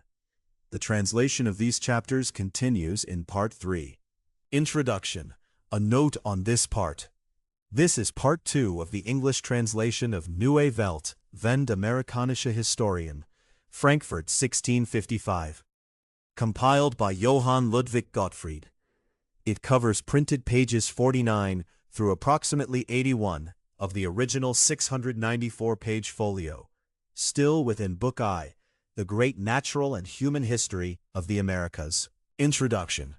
What this part contains, picking up from where Part 1 left off, midway through the Inca dynastic history, Part 2 completes, the Inca dynasty to its end, Pachacuti's rise through the stratagem of Viracocha's prophecy, the mummified bodies of the Inca kings, Huayna Capac's death in Quito, 1,000 courtiers killed to serve him in the afterlife, the civil war between Huáscar and Atahualpa, and how the Spanish arrived precisely at the moment of that fraternal split, which is what made the conquest possible. The full Mexican dynastic history. Itzcoatl, Montezuma I, Tlacailel, the great statesman who declined the kingship 3 times, the mad Ahuitzotl and his drowned city, and finally Montezuma II in full. His pride, the omens, the speaking stone, the pyramid of fire, the boiling lake, the weeping voice in the night, Cortez's arrival, the burning of the ships, the night of sorrows, the fall of Mexico on 13 August 1521. Cuauhtémoc drawing his dagger before Cortez and offering himself to be killed. The Geographic Survey of West India by Antonio de Herrera, Royal Historian. The 4 principal sea routes, the sailing instructions from Seville to New Spain and back, the division of the North and South Indies, and the first descriptions of Hispaniola, Cuba, Jamaica, Puerto Rico, and the Pearl Islands of Margarita. Part 3. we'll take up the remaining chapters of Book 1, the mainland territories of New Spain and their government, and then move into the section that many readers find most compelling, the 33 voyage accounts that make up Book 2, beginning with the 4 voyages of Columbus and running through Drake, Raleigh, Schmidl in the Rio de la Plata, Hans Staden among the Tupinamba, and Willem Schouten discovering Cape Horn. Translation produced session by session, 2026.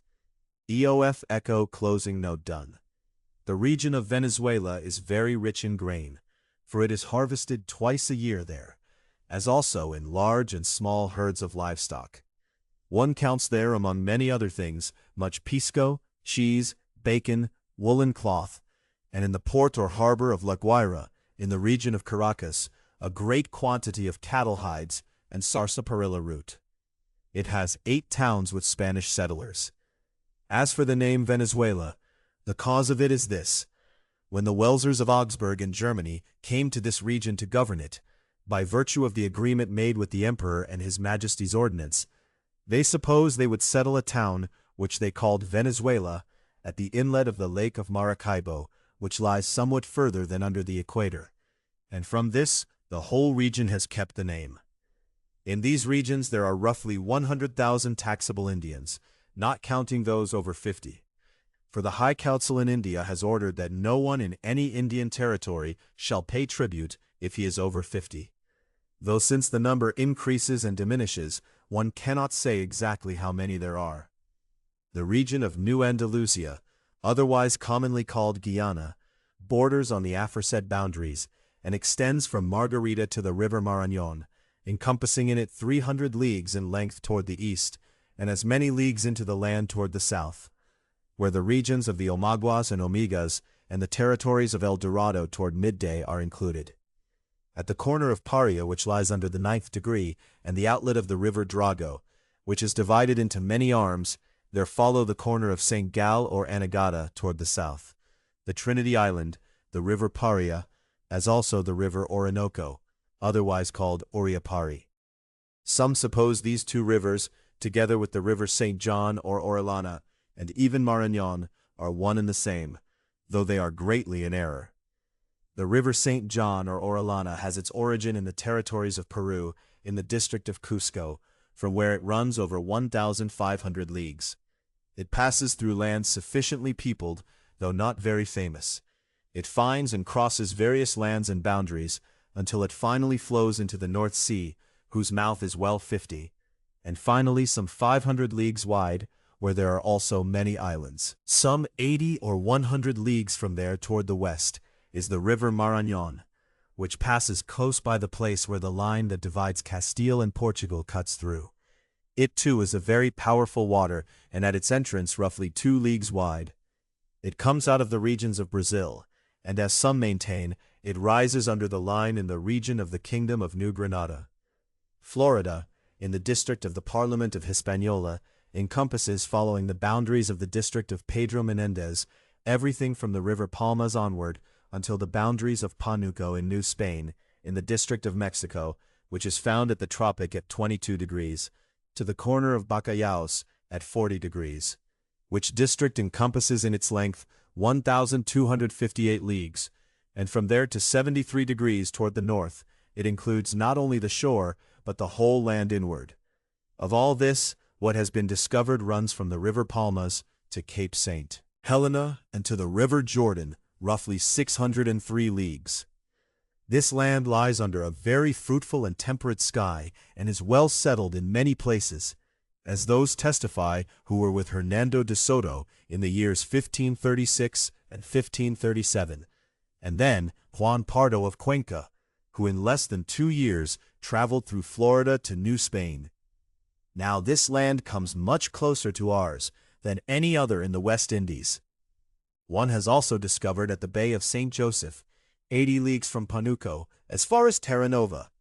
But in particular and properly, we call Florida that part which extends into the sea toward the north from Cuba, which is 80 leagues long, and in breadth or width from east to west 25 leagues, and in some places less. The one who found and discovered it was John Ponce de Leon, in the year 1512 on Easter Sunday, which also led him to name the land Florida. He came back into it in the year 1521, and as he was wounded there, he went to Cuba, where he gave up the ghost. The story went that he intended to seek the spring of youth, of which the Indians gave out that those old people who washed or bathed in it would be made young again. The air and gentleness of climate there is quite like Castile. Many fruits have been found there, and it seems good for livestock and for farming. There is no gold there. Indeed, one may say the Indians do not know it, nor silver either. For one has seen at the sea's shore certain chests or boxes of all manner of metal and silverware lying that were not much regarded. Of all that remains along the coast and the New Land and Bacalaos as far as Terra del Labrador, which reaches and even surpasses the height of the Arctic Pole, there is no Spanish people or government, although various nations and peoples have at various times undertaken voyages to these places. And in general, it is known that the land higher up is less warm and less habitable.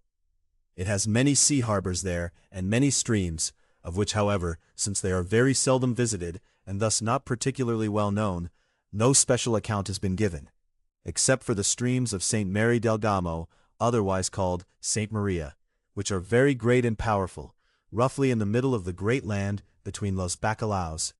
There the great water Ocalaga runs into the land and extends toward the west. Of the jurisdiction and power of the Parliament at Mexico, New Spain stands among the most excellent and glorious provinces or regions of the New World, and is also the most densely settled. It has very good healthy air, abundance of fruit or grain, wheat, livestock herds, and other things necessary for human life support, except for oil and wine. And although it has gold in many of its places, silver is there far more common, of which it also has many signs.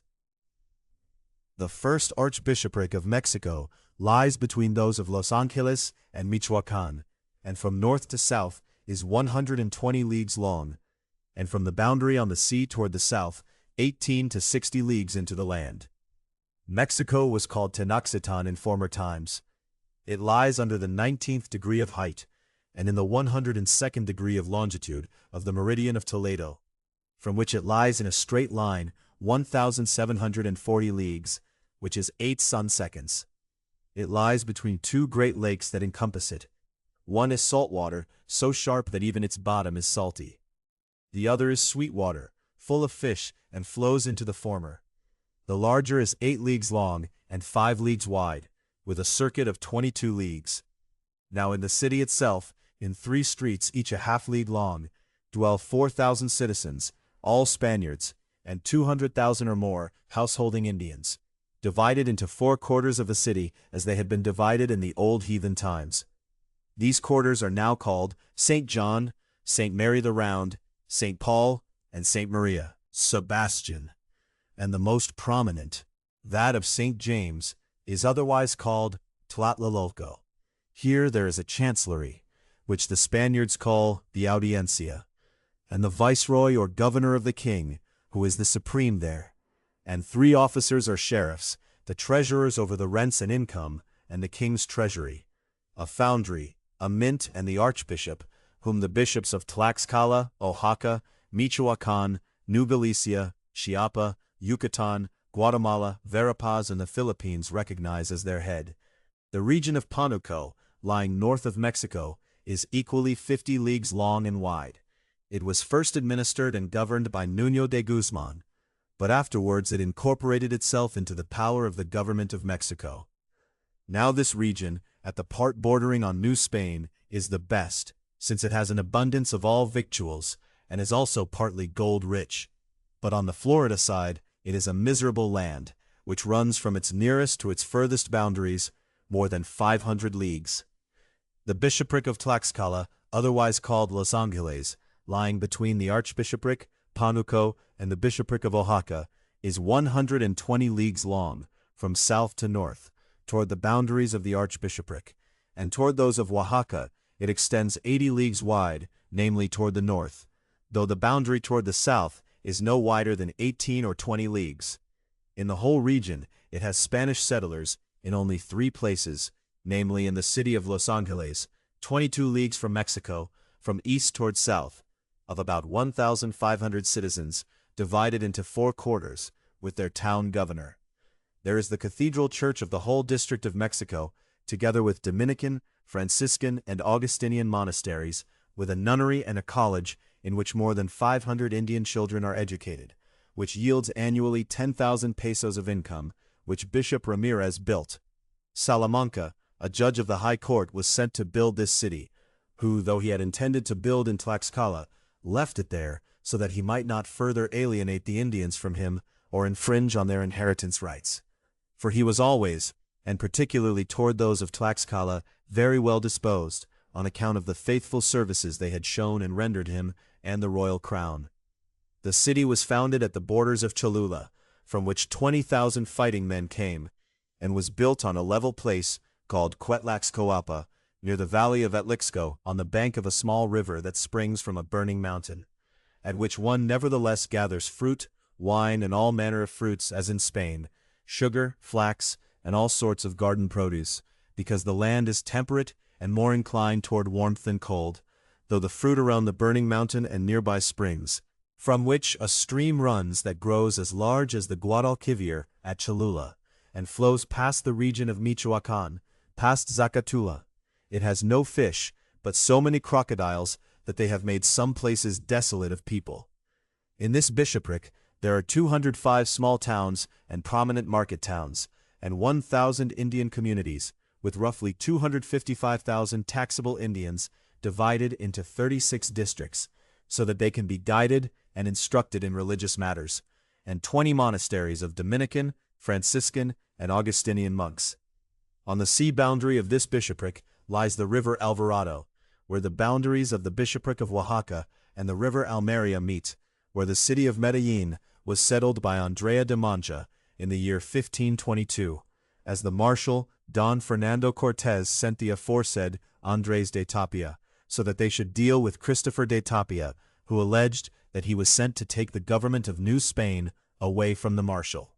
The bishopric of Oaxaca, which takes its name from the region in which it lies, otherwise also called Antequera, after the city where the cathedral church stands, lying between the bishoprics of Los Angeles and the bishoprics of Guatemala, encompasses 125 leagues from one end to the other on the side of the Tlaxcala district, and 60 toward the Chiapa district, along the South Sea, and 50 on the North Sea side.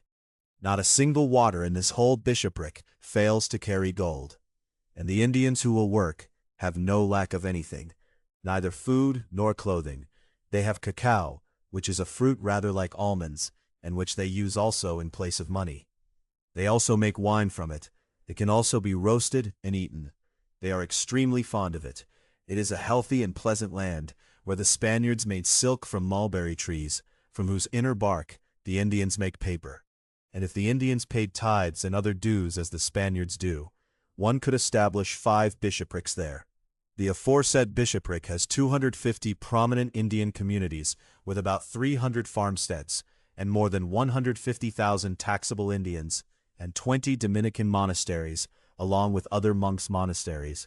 The bishopric of Michoacan, which lies between the Archbishopric of Mexico and New Galicia, is 80 leagues long along the South Sea shore and 60 into the land. Within it are the regions of Zacatula and Colima, which both extend along the South Sea coast. The region of Colima lies somewhat above the 18th degree, at the boundary of Galicia, 55 leagues from Michoacan toward the southeast. It is administered by a corregidor.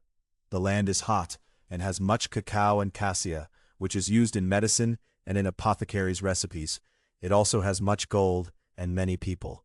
The whole region of Michoacan is rich in grain, maize, and all manner of fruits that also grow in Castile. Also livestock, many fish. It also produces scarlet and the grain with which it is dyed, and cotton. The people are capable and hard-working. This bishopric has 113 towns and cities, of which 3 are reckoned for the most prominent, in which it also has schools.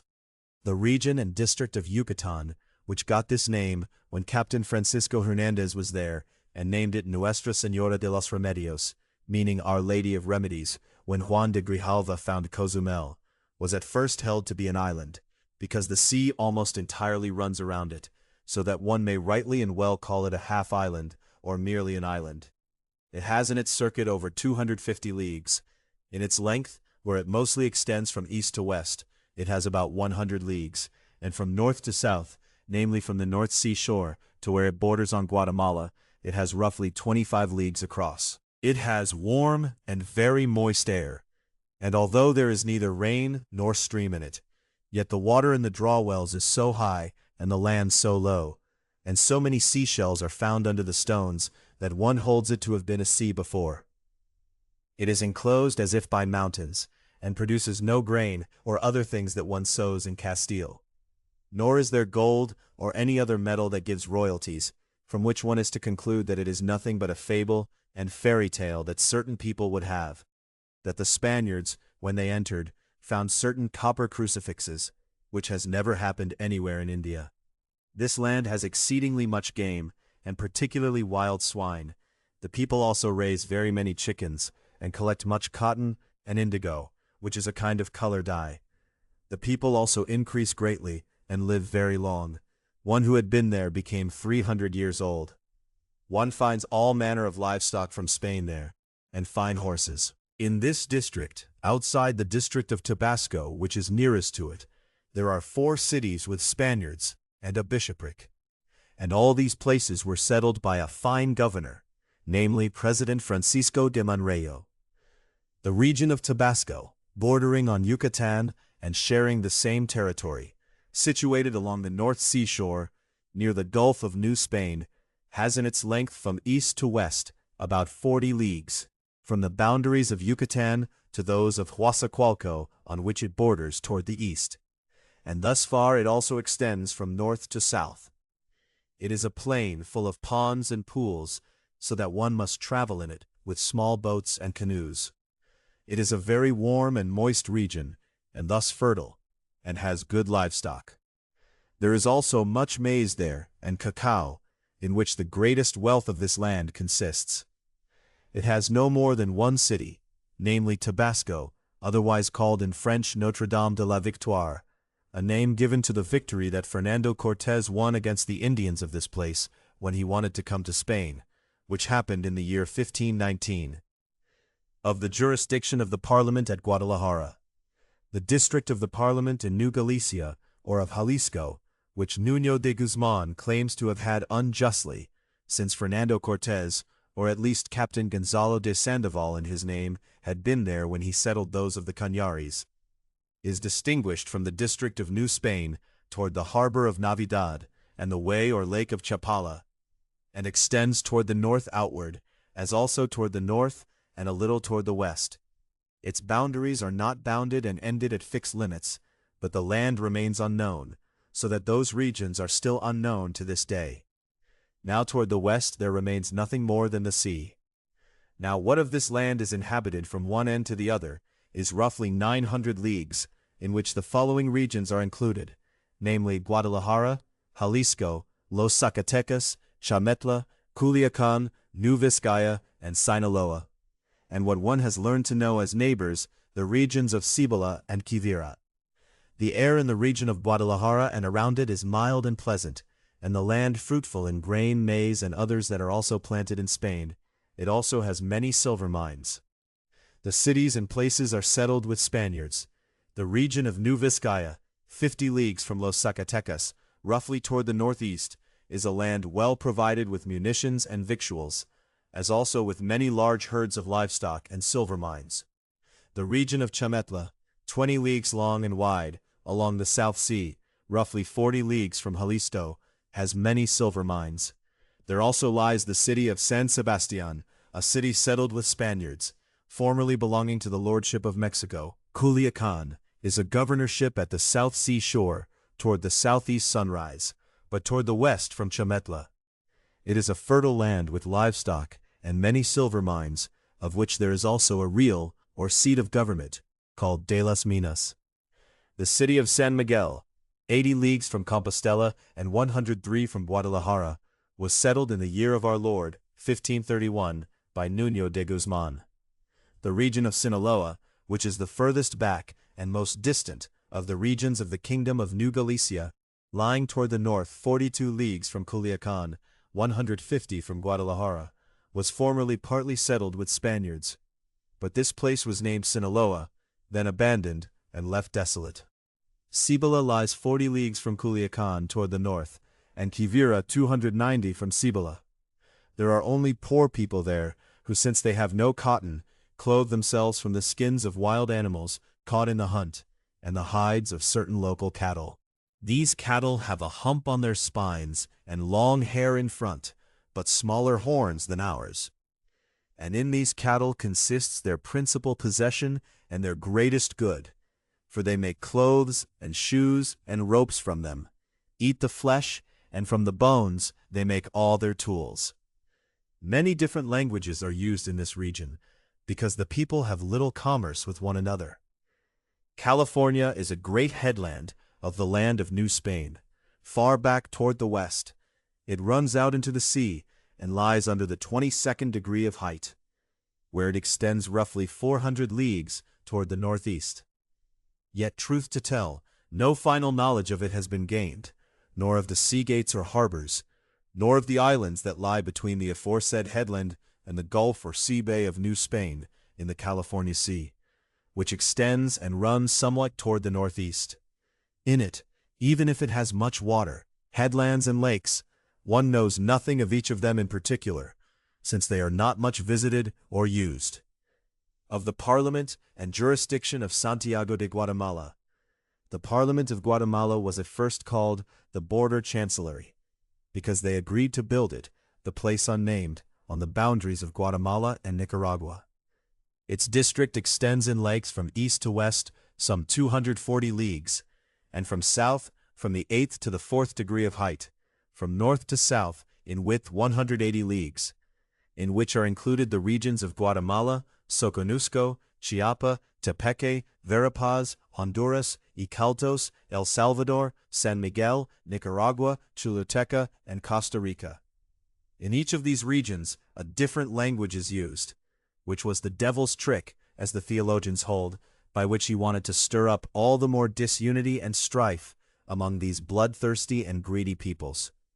The region and district of Guatemala on the South Sea shore has 70 leagues in its boundaries from east to west, and from north to south, roughly 30. It is a temperate land, fruitful in maize and cotton. Grain and other fruits are found there in abundance, though the seed will not keep from one year to the next. There is little water in it, only when it rains, then terrible rains come from August to October. The winds are north and south. The north wind lasts 14 days or 3 weeks, and is very cold and fierce. At 5 places there are Spaniards, which Admiral Don Pedro de Alvarado brought there in the years 1524 and 1525. A fertile sky for cotton and maize, near the city of Santiago, the famous burning mountains of Guatemala. Now there are many such mountains in India. The Spaniards call them volcanoes, but the most famous are those of Guatemala, which sometimes throw out fire and terrible flames, together with great stones, and from there ashes to the great damage of the surrounding land. Then that of Arequipa, of Tlaxcala, of Quito, and several others. In this region one finds many springs and sources of hot or warm waters, which have various properties, virtues, and powers. It has balsam, beautiful and much, which the Spaniards found without the Indians' teaching, according to one writer's opinion. Furthermore, it has amber, quite liquid, the gum anima, copal, and suchicopal, and other kinds of gums and saps that are excellent. Also animals in which the bezoar stone is found. A great deal of cacao is collected, which they profit from greatly. The land of Soconusco, lying at the furthest part of Guatemala, toward the west, on the South Sea shore, roughly 24 leagues long and wide, and fruitful in cacao, and everything else that is planted there except grain, has only one city settled with Castilians, namely Guevalan, built by Don Pedro de Alvarado, where the governor resides. The region and bishopric of Chiapa lies in the land, and has Soconusco toward the south, and the boundaries of New Spain toward the west, and Tabasco and Verapaz toward the north. It is from east to west 40 leagues long. It produces grain, maize, and other seeds, as also herds of livestock, except horses, of which it has very few. The region of Verapaz, that is, true peace, was so named by the Dominicans because they brought it to quiet and into obedience through preaching. It lies in the land, in the middle between Soconusco, Chiapa, Yucatan, Honduras, and Guatemala, 30 leagues across, and the same distance from Santiago de Guatemala. A very moist land, which makes it more suitable for maize, which is harvested twice a year there, than for grain. Cotton grows there and a little cacao. And there are birds of this kind whose feathers the Indians use in painting, getting great use from them. This used also to be the most costly thing in the whole land, and the kings of Mexico had them brought from there. It was also considered a great sin for anyone to kill such a bird, but for decoration it was permitted, and then they had to let them go. The region and district of Honduras holds in its length from east to west along the North Sea shore more than 150 leagues, and from the sea to the boundaries of Costa Rica and Guatemala, at some places 80 leagues long, and fruitful in maize, grain, and all manner of livestock. It also has some gold mines. At 6 places there are Spanish people and a bishopric. The valley of Olancho is very pleasant and good, for a great quantity of gold is obtained from there. Because of this, the governors of Honduras and Nicaragua have at times come into great disputes with one another, each wanting to be lord of that place. The region and district of Nicaragua, which Governor Diego López de Salcedo called the Kingdom of León, borders toward the west on Guatemala, and toward the north on Honduras, and toward the south on Costa Rica. It has in its length from east to west 150 leagues, and from north to south 88. It is fruitful in cotton, maize, and cacao, as also in herds of livestock, but not in grain or sheep. And at 5 places there are Spaniards. In the Great Lake there is also the Lake Lindari, and the infamous burning mountain Masaya. The Great Lake waxes and wanes, and has many islands as far as the North Sea, at the outlet called El Desaguadero, which means and is its channel. It has many fish and birds. 2 leagues from there, and 7 from Granada, one sees the great volcano Masaya, whose height is terrible, together with trees bearing various fruits from which the inhabitants benefit greatly. A monk conceived the idea that what maintained the fire in Mount Masaya, so that it was not consumed, must be a lump of gold.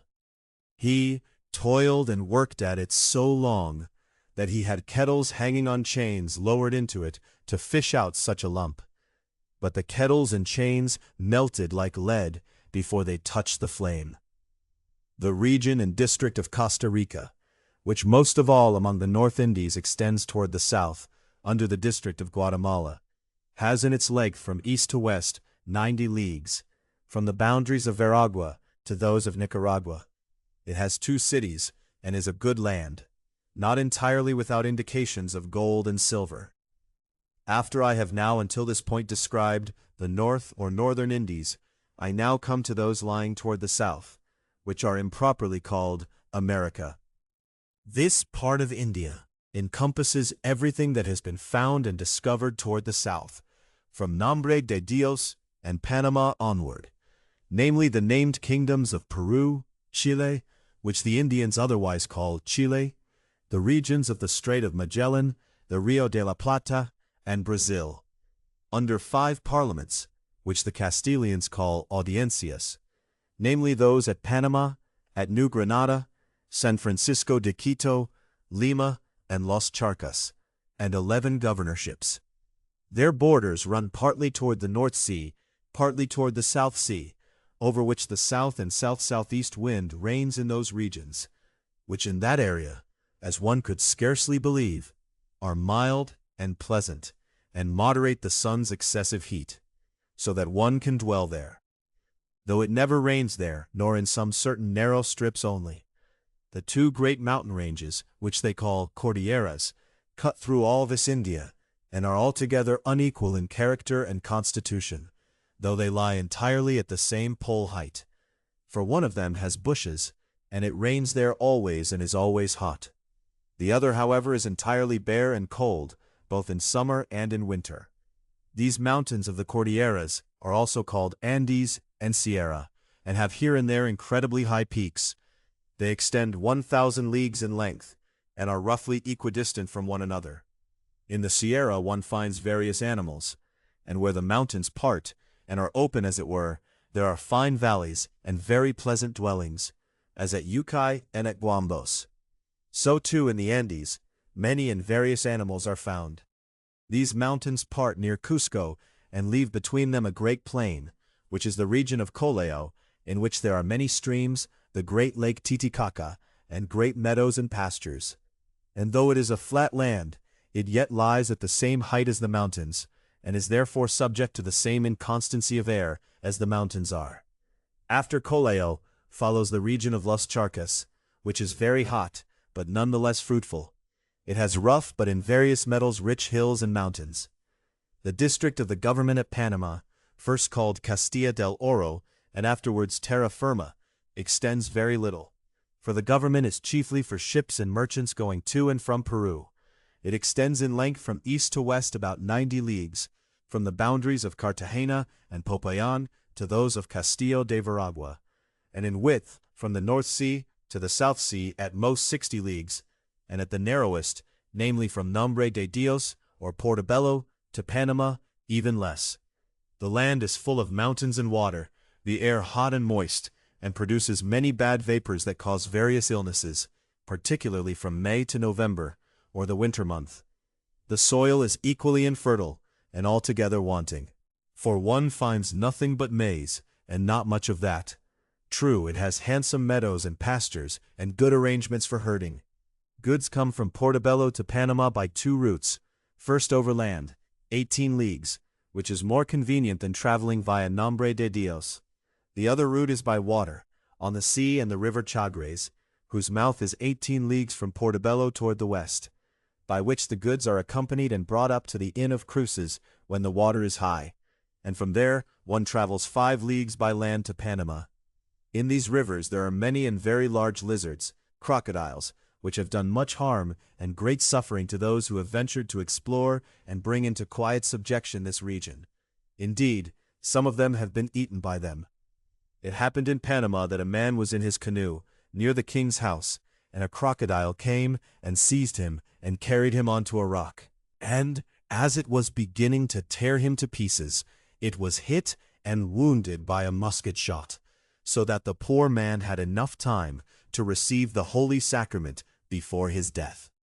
The region of Veragua, lying above the 10th degree, extends its boundaries to Costa Rica toward the west, and has in length, from east to west, 60 leagues and 28 in breadth.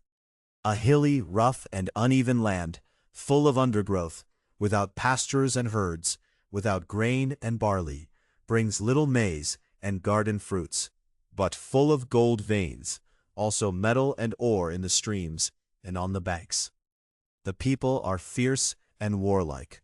The Parliament of Bogotá, which is the Parliament of the Kingdom of New Granada, encompasses from east to west about 300 leagues, and from south to north equally, holding in it the regions of the New Kingdom and the offices of Santa Marta, Cartagena, and Popayan, and through neighborhood the regions of El Dorado, otherwise called New Extremadura.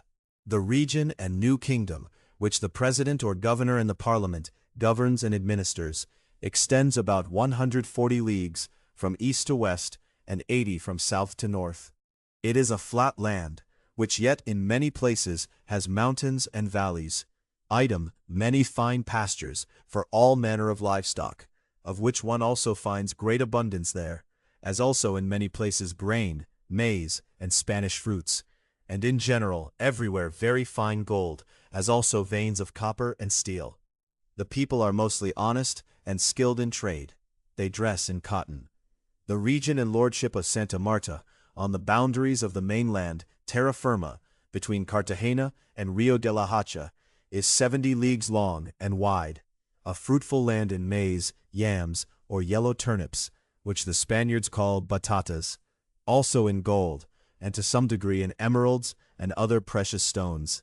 The lordship and region of Cartagena, which lies in the mainland on the South Sea shore, extends in length from east to west, from the river Magdalena on one side to the one called Darien, north and south, 80 leagues, and equally far from the one to the boundaries of the New Kingdom, though many say it extends further. The land is full of mountains and hills, valleys and high trees, very much disposed toward moisture and dampness. Seed fruits from Spain bring no seed in it, so it has no grain, save only in certain places. But one makes much pitch, sweet-smelling gum, and resin there, which one draws from the trees, and particularly a great quantity of sandalwood, and a special kind of sweet-smelling and very potent balsam. The city of Cartagena, at the sea, 2 leagues from the corner of Canoa toward the west, at its width, 1,460 leagues from Toledo, has more than 500 citizens, and among them many women. The governor and the royal revenue and treasury masters, as also the bishop, whose vicar is in the New Kingdom, reside here. Many captains have at various times ventured both by water and by land into the regions of El Dorado, also called Extremadura, which through neighborhood belongs to the district of the Parliament of the New Kingdom, but have not yet found to this day the great riches that one had supposed. These regions lie beyond the water of St. John of the Amazons, otherwise called Orellana, which some, though greatly in error, take to be the great river or great water Maranon. On this side, one can see the river Orinoco and other great streams, and the bay corner of Paria, which is the passage between the island of the Holy Trinity and the mainland, along with the outlets of La Sierpe and El Drago, as they were named by the first admiral, when he found himself in great need on account of the terrible meeting and clash of the fresh and bitter waters, which had previously been unknown to him. And here the sea tide begins to become very high or deep, to the narrows of the great sea, and thereafter holds its course along the shore of Cartagena. Chapter 2, pages 86 to 89, Peru, the Cordilleras, and Lima. The regions of Peru, for the name Peru is today used much more broadly, encompassing far more than at the beginning, is the whole realm of the Incas, and even more than that. When it was conquered, it was divided into 2 parts, namely what was in Francisco Pizarro's hands, which was called the district of Nuevo Castilla, from Quito to Cusco, which lies 60 leagues below Chincha, and then what Diego de Almagro governed, called New Toledo, from Chincha, 200 leagues toward the Strait of Magellan. These governments were divided and separated until the government at Lima was established and the kingdoms of Peru were provided with a Spanish viceroy, under whose district are included the court of San Francisco de Quito, that of Lima or Los Reyes, that of Los Charcas, the government of Chile, the Narrows, the Solomon Islands toward the west, and through neighborhood the regions of the Rio de la Plata. The lordship extends from north to south over 1,000 leagues, and holds from east to west everything found and discovered from the South Sea to the North Sea. The 2 aforesaid great and high mountain ranges extend through all the regions of the Kingdom of Peru. The first range, the Andes, coming from the south, goes, as some would have it, from the mainland of New Spain to the Strait of Magellan. The other, which is somewhat smaller, runs from the city of Quito down to Chile, along the shore, roughly 12 leagues, a little more or less from the sea. Through these 2 mountain ranges ran 2 great roads. The first, called the Way of the Lords, running through the Andes from Pasto to Chile, which is 900 leagues. On this road, which is not broad, every 4 leagues there is a magnificent and fine building, which they call tambo. These were inns where not only the store of food, but also clothing was kept, and at every half league, postal runners to send letters and carry necessary messages. The other road went across the plain, along the shore, 25 feet wide between 2 walls, each a story high, from Piura to Chile, where the 2 roads come together. Here, however, it is well to note that by Peru one does not understand all the southward lying Indians, but only, as noted above, from San Francisco de Quito, which lies right under the equinoctial line, to Chile, which lies outside the Tropic of Capricorn, roughly 690 leagues in length and 50 in breadth, though at Chachapoyas it is more. This whole district divides into 3 parts, namely the flatland, which is at the South Sea shore, only 10 leagues wide, and at some places somewhat narrower. Then the mountains and valleys, which may be 20 leagues, and then the Andes, which are mountains and forests of roughly 20 leagues. And it is well to note that in such a small district of 50 leagues, equally distant from both the line and the pole, and yet among them such great inequality and difference, that in one part it rains nearly always all year at one place, and in another, namely in the flatland, almost never, and in the third, namely the middle between the other two where the mountains are, it sometimes rains, sometimes not. For it has its summer and winter there as in Spain.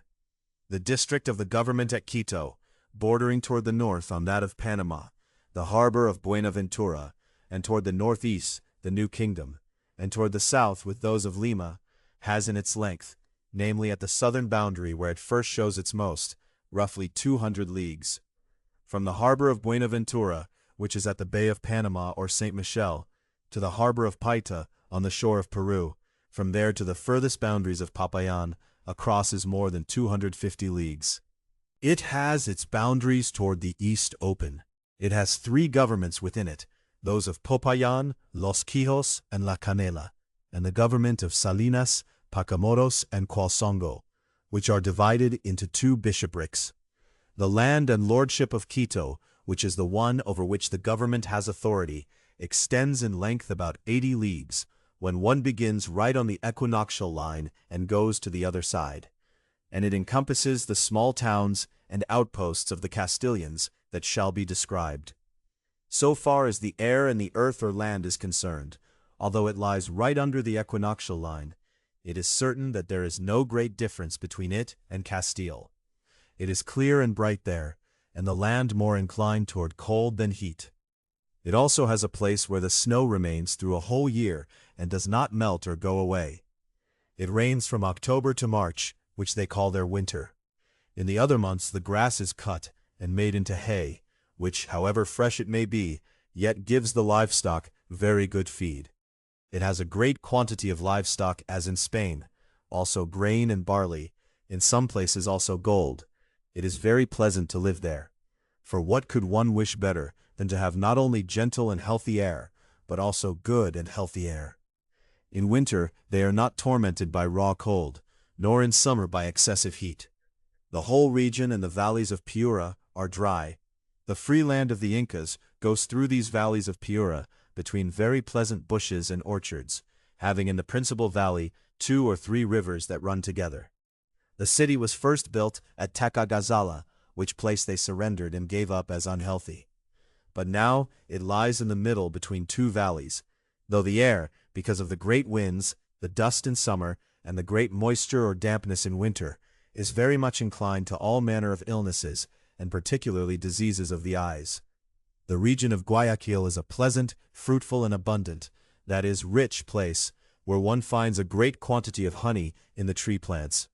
It is held that the stream water there, which runs close by it, roughly right under the line, is very good and healthful against pox and other such complaints, because of the great quantity of sarsaparilla root in that water, so that many people travel there to recover their health.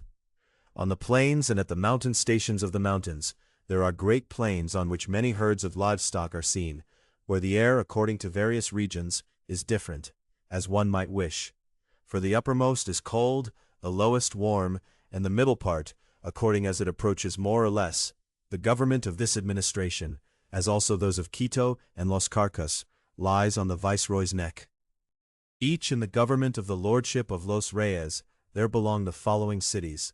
The city of Los Reyes, or Lima, for that was the name of the valley from its lord's name, and it is the finest between those between this city and Tumbes, lies under the 12th degree of height and 82nd of the meridian, from which it lies roughly 1,280 leagues, and has more than 2,000 inhabitants. And the Marquis Francisco Pizarro built it in the year 1533. Close to the city flows a water from which all houses and gardens draw their water, in which fine land as also Castilian plants are found. This place's character is said to be the best in the whole world, as one where neither hunger, nor pestilence, nor thunder, nor lightning, nor thunderbolts are found, but the sky is always clear and bright.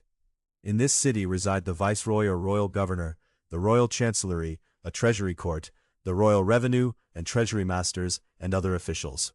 There is also here a university in which the liberal arts are taught with great skill and understanding, and schools in which children can be taught various languages. Further, there is here a high archbishopric to which the bishops of Chile, Charcas, Cusco, Quito, Panama, Nicaragua, and the Rio de la Plata are subject. Callao, which is the harbor of the city and 2 leagues from it, is large, fine, and wide. It has few houses, a governor and the customs house, a church, and a Dominican monastery.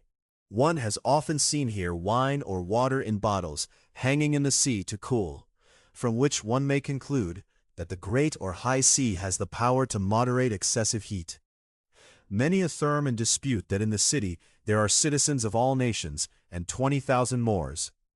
The region around León de Huánuco is healthy and rich in victuals and livestock. It also has silver mines there. So the people are respectable, who collect a great revenue, for they have learned to farm the land. But previously no one knew in these Indies of wheat, barley, millet, buckwheat, or any other seed from which one makes bread in Europe, but found only certain kinds of grain and roots, among which maize or Turkish grain, found everywhere, had the preference. But when they tasted it better, they found it right away good, and planted it in their region. For maize does not give as much, nor feed as well, and is hotter, makes for thick blood, and grows on stems, 1 or 2 producing an ear. In Huamanga the best houses of the whole land of Peru are built of stone and lime. The place is healthy so that neither sun, cold, heat, nor rains are excessive. One sees in this region great buildings, quite different from the others, which, as the Indians maintain, were built by certain wise and rough-haired people who had come there before the Incas. The greater part of the people there are Micmacs, that is, transported people, for the Incas were accustomed, so that they might be the more securely settled, to move people they did not fully trust from one land and place them in another. 8 or 10 leagues from the city of Huamanga, roughly toward the northeast, are the silver mines of Huancavelica, otherwise called the Oropesa region, in which there are commonly 400 Spaniards. The Indians previously worked there to bring out the red ore, namely cinnabar, with which they painted themselves in forward times, and smeared themselves very much when they went to war. But in the time of Lope Garcia de Castro, governor of Peru, in the year 1566, a Portuguese named Henrique Garcés advised that quicksilver comes from cinnabar, and can be drawn and separated from it, wanting to try this, and found it true. The Romans would go to collect this metal in stones, and held it as a great treasure. But the Indians found it, and looked for nothing more than the cinnabar. The principal use and advantage of quicksilver is to clean and refine silver from the earth, lead and copper, with which it is mixed. It penetrates all other metals, tin, iron, and lead, and therefore must be kept only in barrels, earthen pots, or skins. It is also good for other things, and particularly used in medicine. In the region of Huancavelica, there is a spring from which the flowing water turns to stone and soft rock, from which the houses are built. Any person or animal that drinks of it dies from it, because it turns to stone inside the body. In the Inca baths, for so they call the baths lying near Cusco, one sees 2 springs beside one another, one warm, the other cold. And it looks as if God has placed them there precisely so that one may mix the waters and use them together. In the same district there is a spring whose water turns into good and white salt, at which place 2 great mountains begin to part, which we as the Spaniards want to call Cordilleras, and leave or make between them a great plain, which is called the land or region of Collao, in which there are many rivers, and the great lake Titicaca, and great meadows or pastures. And though it is a flat land, it lies yet at the same height as the mountains, and is therefore subject to the same inconstancy of air. The bread they eat consists of the roots they call papas, which one also finds everywhere in Peru. It is a healthy and well-peopled land, which also still increases from day to day. So it also has a great quantity of all manner of livestock. The region around the lake Titicaca is 50 leagues, and the lake is at some places 50 fathoms deep, so that it for that reason, and because of the waves that rise quite high through the wind, seems to be a sea bay. 12 or 13 streams, and many small streams, flow into it, and a river flows out of it that empties into another lake called Los Olagas. This has no channel through which it could run out. One holds, however, that it may be this lake's water that flows through the hidden passages of the earth into the sea, because certain holes or caves and springs have been found that flow into the sea under the earth. Around this great lake there are many villages, and in it islands, as also fields that are worked, built, and seeded. The Indians customarily store whatever costly things they have here for greater safety. The great city of Cusco, the Inca's capital and royal seat, and now the main city of the kingdoms of Peru by the arrangement of the kings of Castile and Leon, lies under the 14th degree of height and 78th of longitude, 125 leagues from the city of Los Reyes toward the southeast, and has more than 1,000 Spanish citizens, and was built by the Marquis Francisco Pizarro. It has 8 parishes and 4 monks' monasteries of the 4 orders, Dominican, Franciscan, Augustinian, and of Our Lady, and of the Society, and a nunnery. Further, the parish church of the Archbishopric of Los Reyes. From the Inca's time, there have been here 4 great streets going to all parts of the world, namely that going toward the north, called Chinchaysuyo, which goes out onto the plain and into the region of Quito. The other toward the west, leading to the sea. The third, Colasuyo, toward the south and to Chile, and the fourth toward the east, called by them Andasuyo, and going to the Andes Mountains and to the banks of the mountain. The region is of middling freshness, healthy and free from all vermin and harmful crawling things, fruitful in all things, together with 1,000 Spanish fruits, flowers and blossoms that give a good scent there at all times, which is a great pleasure. In its district is the valley of Yucay, and several others where much cacao is collected. There are gold, silver, and quicksilver mines, and 100,000 taxable Indians. The Indians of these places have a special pleasure, that they always have something in their mouths, roots, leaves, herbs, and commonly cacao. For, as they say, it stills hunger greatly, and when constantly chewed, gives great strength. But it is more a bad habit and an inborn defect. The land around the city of Arequipa is much subject to earthquakes, as all these Indies, and particularly those lying near the sea, so that in the year 1582 it almost entirely fell, and not long ago there was an earthquake there at which a mountain burst, about which wonders are recounted. Equally, in the year 1586, on the 9th of July, in the city of Los Reyes, there was an earthquake that extended 160 leagues along the shore and 50 into the land, which destroyed the city, though no harm befell the people, because they had betaken themselves to the land. When the earthquake was past, the sea ebbed and rose 14 feet high. The following year yet another such earthquake happened in the land of Quito. In the year, in the city of La Paz, a very high cliff fell on certain Indian sorcerers, and extended roughly 1½ leagues. In Chile, too, a great earthquake happened that caused mountains and valleys to collapse, stopped up the streams and outlets of the waters, altered here and there the sea's boundaries, devastated whole villages, and killed many people. Those who speak of it say that the earthquakes come from the sun's heat and the other heavenly bodies, which not only drive the vapors and dampness from the face of the earth, but also those stuck in the earth's inner body, which when they want to come out, generate winds and rain.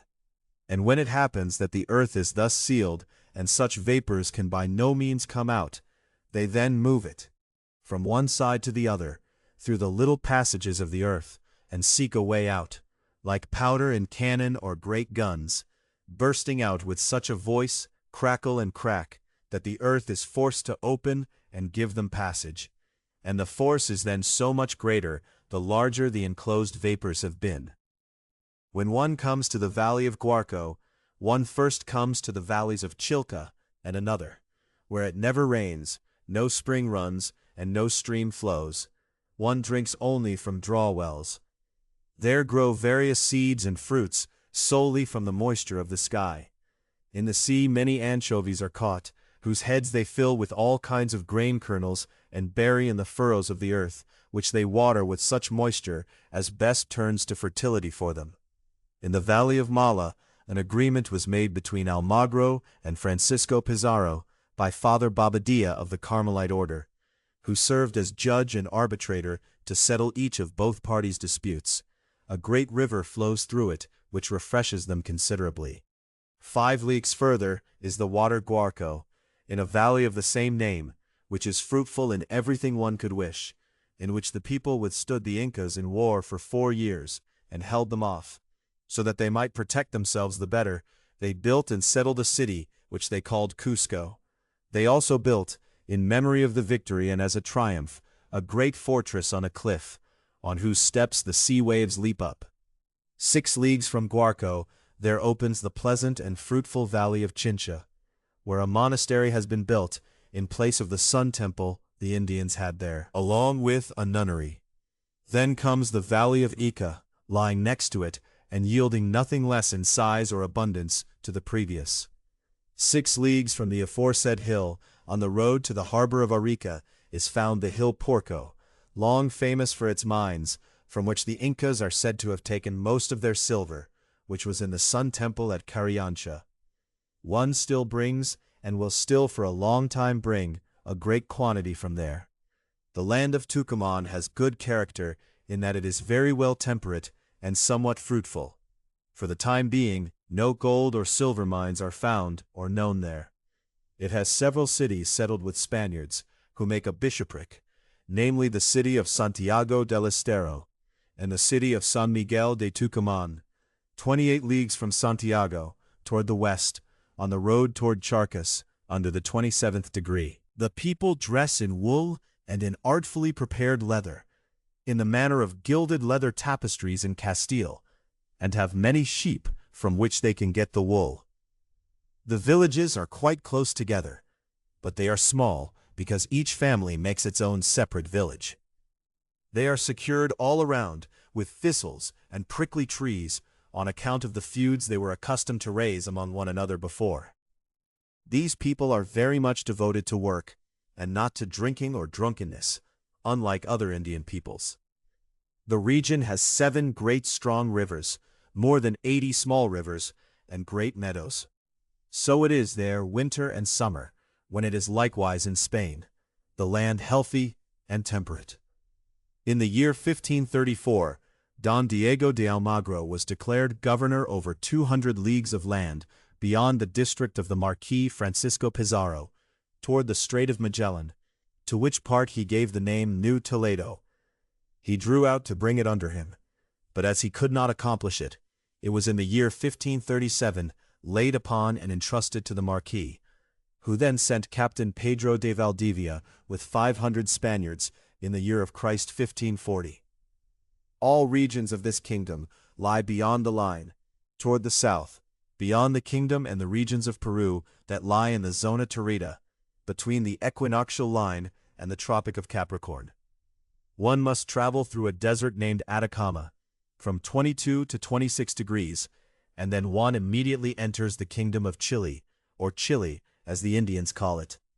Before one comes to the inhabited land, one finds under the 23rd degree the salt water, in Spanish called El Rio de la Sal, which runs from the east from the Cordillera through a very deep valley to the west and into the sea. And though its water is very clear, clean and pure, so that horses drink from it, yet it curdles on account of the sun's heat, and its water is nothing but pure salt, which one cannot drink, and on its banks everything stands quite still. One comes to this stream 22 leagues before one reaches the first and foremost region of Chile. The district, broadly taken, namely to the Strait of Magellan, encompasses in length from north to south, from the valley of Copiapó, for there it begins under the 27th degree, 500 leagues, and in its breadth, from east to west, from the South Sea, 400 to 500 leagues of land, which are yet to be brought to quiet. And it draws itself daily, in so that no more than 90 or 100 leagues remain at the Narrows. Now what is inhabited and populated in the aforesaid district has roughly 300 leagues along the South Sea shore, and 20 leagues in width, also in some places less, as far as the mountains or Cordillera of the Andes, which runs through this kingdom, quite high and almost always covered with snow. The land is level, or at least has no special and remarkable unevenness, save only near the Cordillera of Peru, which lies 2 or 3 leagues from the shore.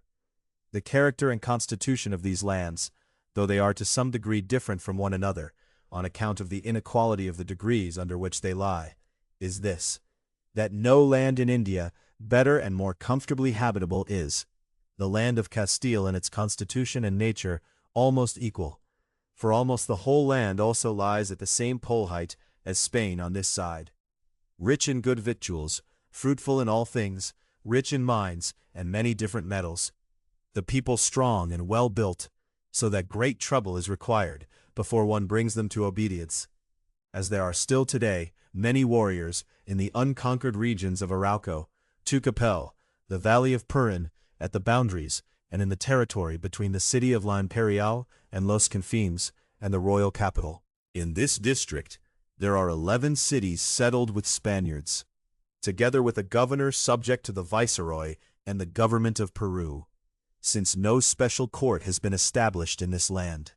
Further, there are 2 bishoprics whose archbishop vicars are at Los Reyes. Chapter 3, pages 94 to 97. The Rio de la Plata, Brazil, and Canary Islands passage. These regions are very fruitful in grain, wine, and sugar. All seeds and fruits from Castile grow there abundantly. They have great pastures for all manner of livestock herds, which multiply there without end, and particularly horses. And though until quite recently no one could have thought that gold or silver mines were to be found there, yet there are now many visible indications and signs, as also copper and iron, and a mine of very accomplished and excellent quality has been found. All these regions are in one royal government, since that is their proper standing, and through neighborhood belong to the Viceroy of Peru, together with a governor who has or encompasses 3 cities with Castilians, and a large country population of good build and well-formed. The city of La Imperial, otherwise also called Quiñones, was built by Captain Ruidiaz of Toledo, 50 leagues from the Ascension toward the northeast toward Brazil, near the Paraná, in a fruitful and rich in vineyards region, and rich in copper, which also has a great number of Indians, who increase greatly daily. Near this Paraná, not far from the sea, one sees a springing water, to whose spring no man may come within 200 steps, on account of the great noise and rush of the water, and the fog that blinds people's sight. Nor can one come near by water or ship within a mile, for fear that the force of the water would tear them into the springing water. This water might be 30 fathoms high, where it falls between hewn cliffs, and the place of this water is so narrow that it looks as if one could shoot across with a bow. All these lands in general lie in the plains, and have here and there hills, though not many, except for the Cordilleras or mountains, at the boundaries of these regions toward Brazil, which might have roughly 20 leagues, and then go around these Indies to the river Marañón. The river Rio de la Plata is called by the Indians Paranaguazú, and commonly Paraná and Rio de la Plata. Its mouth or entrance at the sea toward the south, from the 35th to the 36th degree, between 2 capes, namely St. Maria on one stream and Cabo Blanco on the other, which lie roughly 20 leagues apart in the breadth of the outlet, and has many islands and great and strong rivers flowing into it, from both east and west, to the harbor of Los Reyes, which is a great lake, called the Sea of Los Reyes, a little less than 200 leagues from the water of La Plata. Into this there flow still more waters and streams coming out of the Andes Mountains, so that one believes it is these waters that spring up in the lands of Charcas and Cusco and draw toward the north. But from the north a great arm of the sea has flowed into the aforesaid lake, which caused people to think this water joined with that of St. John of the Amazons. Others say it comes from the Sea of El Dorado, which is 15 days' journey from this. At the time when Captain Salazar governed these regions, after Peter of Mendoza, in the year 1545, it happened that a tiger animal came to a place where a brave soldier lay with his wife on the frontier, at the outermost end of the house. It gave him a blow or shove that made the man stiffen, and as it carried him, covered with some reed, away, it ate him. When the captain heard this, and wanted to go hunting with many armed men to catch this animal, and as he went through the forest, he met, from his men, and the tiger animal fell on him, and started to fight with him. But just at the moment as it raised its paw to strike him, he pressed his crossbow against it, and shot the arrow through its heart, so that it immediately stretched out and lay there dead, which was a memorable, brave deed, a daring and well-accomplished feat. Of the regions of Brazil, whatever lies of the mainland, terra firma, on the eastern shore of the North Sea, that is the land of Brazil. From the 29th degree of longitude of the meridian of Toledo to the 39th, encompassing 200 leagues from east to west and from north to south, from the 2nd degree of southern height, which is roughly the Cape of the Vapor Land, to the 25th, which is roughly of Buenabrigo. From the foremost settlement of people to the furthest are 50 leagues. It is always hot there, both in winter and summer, and rains very much. And the land is filled all around with undergrowth and mists, unhealthy, full of poisonous worms, suited to livestock but not to farming, neither for grain nor for maize. There are solid indications and proofs that one might find gold and silver there, which is not however put into order, because the Portuguese are not much inclined to labor in the mountains. The principal profit of this land is from cassave, made from yucca, and the greatest trade, with sugar, cotton, and Brazil wood, which gave it its name. The whole land has 9 governors, which they call capitanes, and each district is called a captainship, of which there are 17 outposts of Portuguese, of which there are roughly 3,300.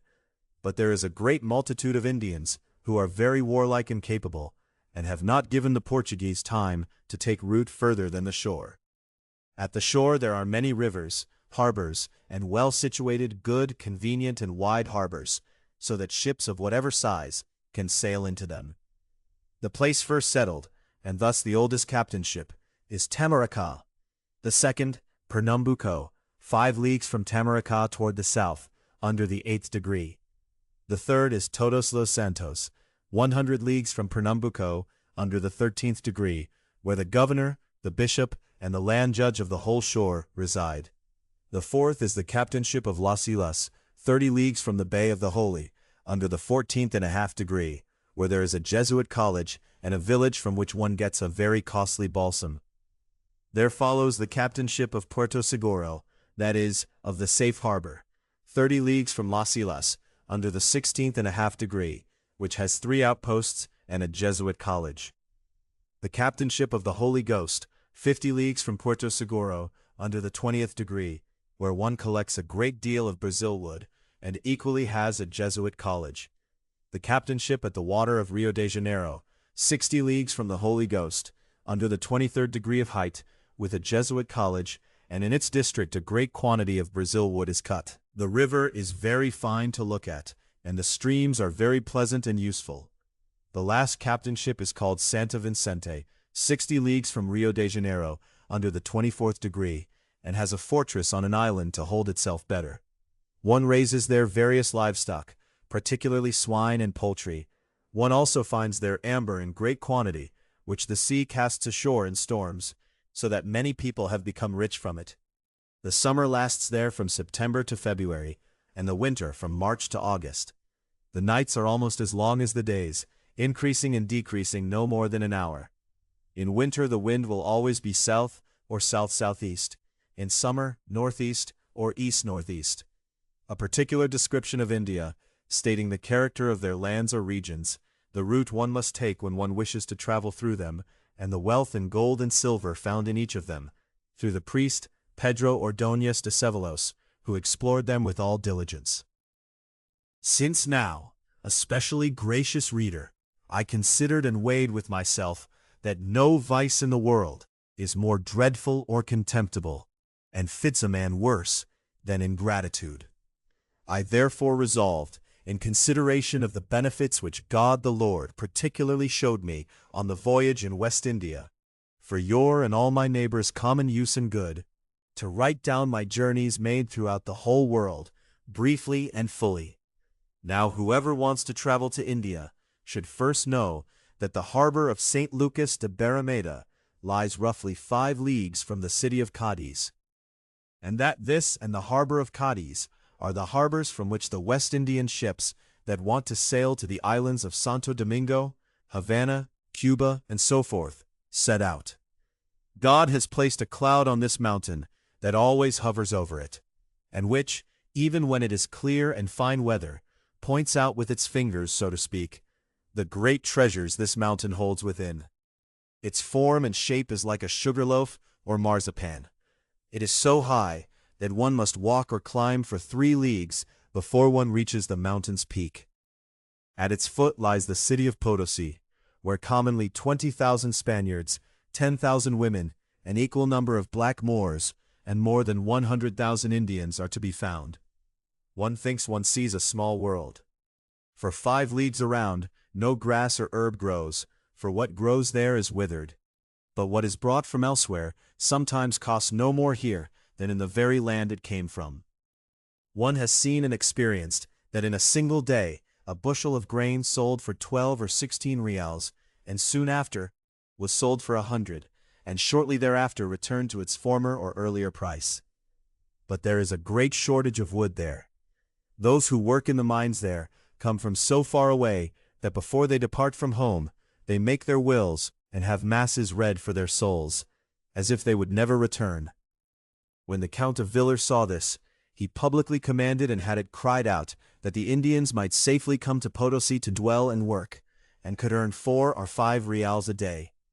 Though to tell the truth, these mines are so deep, and in them between day and night there is no difference, so that one works there by candlelight. This Count's command brought a great and uncountable number of people there, who betook themselves to dwell there, some to earn the aforesaid daily wages, some also in the course of work to steal a little silver, which often happens, and desire brings them to work so briskly, and to seek out the entrails of the earth so deeply and so far inward, not without peril of body and life, that many have suffocated from it, who had they done things somewhat more moderately, would have been safe from all danger and distress. In the region of Chile, there are 2 bishoprics, namely that of Chile and that of Santiago. It is such a rich land as one may find in the world. The Spanish earth plants grow there much larger than they usually do in our world. And in this territory there are so many gold mines that one could bring out an incalculable amount if it were pleasing to His Majesty to bring the warlike Indians of Arauco to subjection and obedience. Those who have done and continue daily to do a great deal of harm and damage, which would be easily done, about which I will say nothing further, but wish to carry it out at greater length elsewhere. There are yet 2 other bishoprics, Tucuman and Paraguay, where there is a great deal of linen cloth, with which the land is provided, namely of cotton, blankets or tapestries, fine field signs and belts. It also has gold mines, but it is very difficult or bad to work in them. A description of the island of Cuba and its dependencies as far as the harbor of Acapulco and the beginning of the South Sea. What I shall first say about Cuba is that you should know that its harbor is the best in the world, since the ships rest there as under a roof, and are covered and protected against all winds and enemies. For at the entrance there is a noble fortress, called El Morro, that is, the Rock, which, though it is already strong, one nevertheless does not cease to continue fortifying artfully. One maintains it with cannon, and throws up a trench on the landward side, with 200 men, and when it is finished, it will be impossible to conquer and take it, since there is enough water and everything one could wish inside. This island is 225 leagues long and 37 wide. It has a bishop within it, as also a governor and commander, dwelling at San Cristobal de Havana, where the ships assemble before leaving. Indeed, all the wealth found in New Spain in gold, silver, scarlet, and other things is brought into this harbor and kept in a well-built fortress, which stands in the aforesaid stronghold of El Morro, provisioned and stored, with which the galleys then go to Cartagena to be loaded on their return. The land is very fruitful in all manner of fruits, maize, flour, and other things brought in. There is a great abundance of the wood they call guachapele, which is firm and does not rot in water, and the pegs or nails made from it hold as well as iron nails and last much longer. Further, there are also many oxen here, which one removes only for the hide, though the flesh is also very good to eat. It also has many mountains and great forests. The Cape of St. Antonio lies under the 20th degree and Havana under the 23rd. In these regions, one finds a great quantity of amber, which they call sea amber. The island of Puerto Rico lies 25 leagues from the island called Dominica under the 18th degree. It extends in its length to 40 leagues, in its width or breadth 20 leagues, and has in its circuit or round roughly 150 leagues. In it, one finds great abundance of livestock, sugar, oranges, lemons, and all kinds of citrus.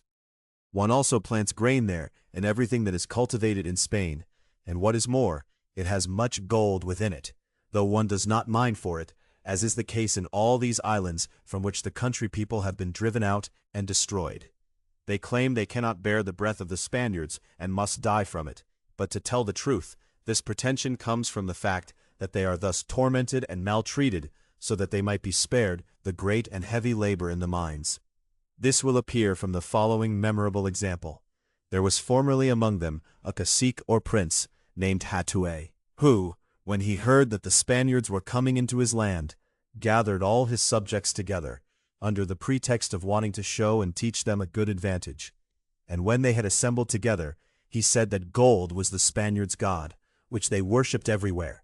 He therefore commanded that they should put all the gold they could find together and throw it into the water or the river Havana, which they also did, and took an oath besides that they would never report or show the Spaniards the place where they had thrown it, even at the cost of their lives. Because those same Spaniards, in their search for their god, had put to the sword all the inhabitants and people of Haiti, a former island belonging to Santo Domingo. The island of Puerto Rico has 4 cities and a bishopric.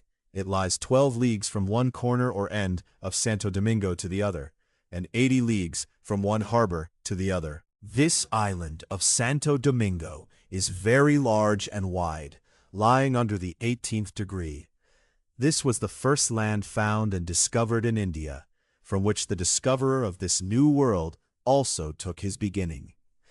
It is otherwise also called Hispaniola, and is rich in many seed fruits and herds, particularly cattle.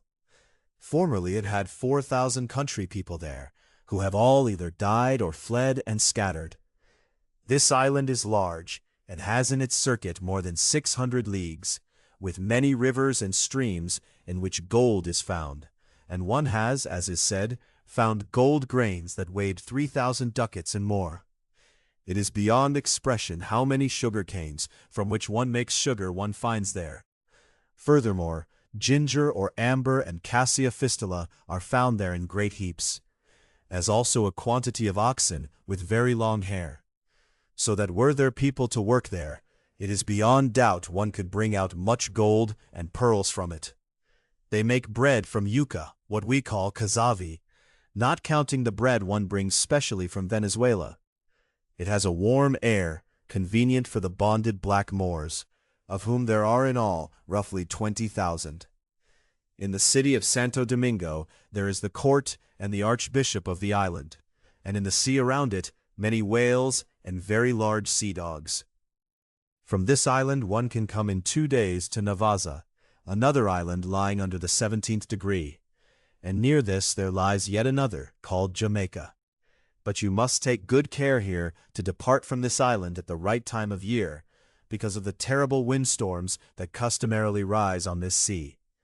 From here one sails straight toward the island of Cuba at Havana, for so it is called today by many. And when one comes before the Cape or headland of St. Antonio, one sails straight toward the island of Campeche, which lies toward the mainland, and has in its circuit 300 leagues. Its inhabitants and country people are now all Christians. The land is exceedingly fruitful, and it has a governor and a bishop. When one sails in, one comes in a few days to the harbor of San Juan de Ulua, which is the harbor of New Spain, where certain sailors and certain other very filthy, desolate, and coarse people dwell. The city that lies a little way from there is called Vera Cruz, in which all trade is conducted, and from there all goods are transported to the great city of Mexico, which may well and rightly be called the Great City, for it is as large or even larger than Seville in Spain. One reckons that 30,000 Spaniards dwell there, and even more women besides. 200,000 Indians without the women, and roughly 200,000 black Moors. It is the capital city, and has the upper hand over all these great and wide kingdoms. In it the Archbishop and the Viceroy reside. It also has the Chancellery, the Inquisition, and so many monasteries and convents, churches and other prominent buildings, and truly so many of them as there are in any city in the world, however great and famous it may be. The character of the land is almost equal to that of Peru, and its inhabitants are gentle. They make very fine pictures from feathers, with great and wondrous sharpness, diligence, and skill. They also make fine small rosaries, which at some places are called paternoster beads, together with the 5 mysteries, so diligently and artfully, or as if they were alive, that one may well with good reason compare them to artful painted work. In the same way they make faces, bodies, and clothing so cheerfully that whoever has not seen it could never imagine it. As for New Spain, it has not yet been entirely discovered, though it is a very large land.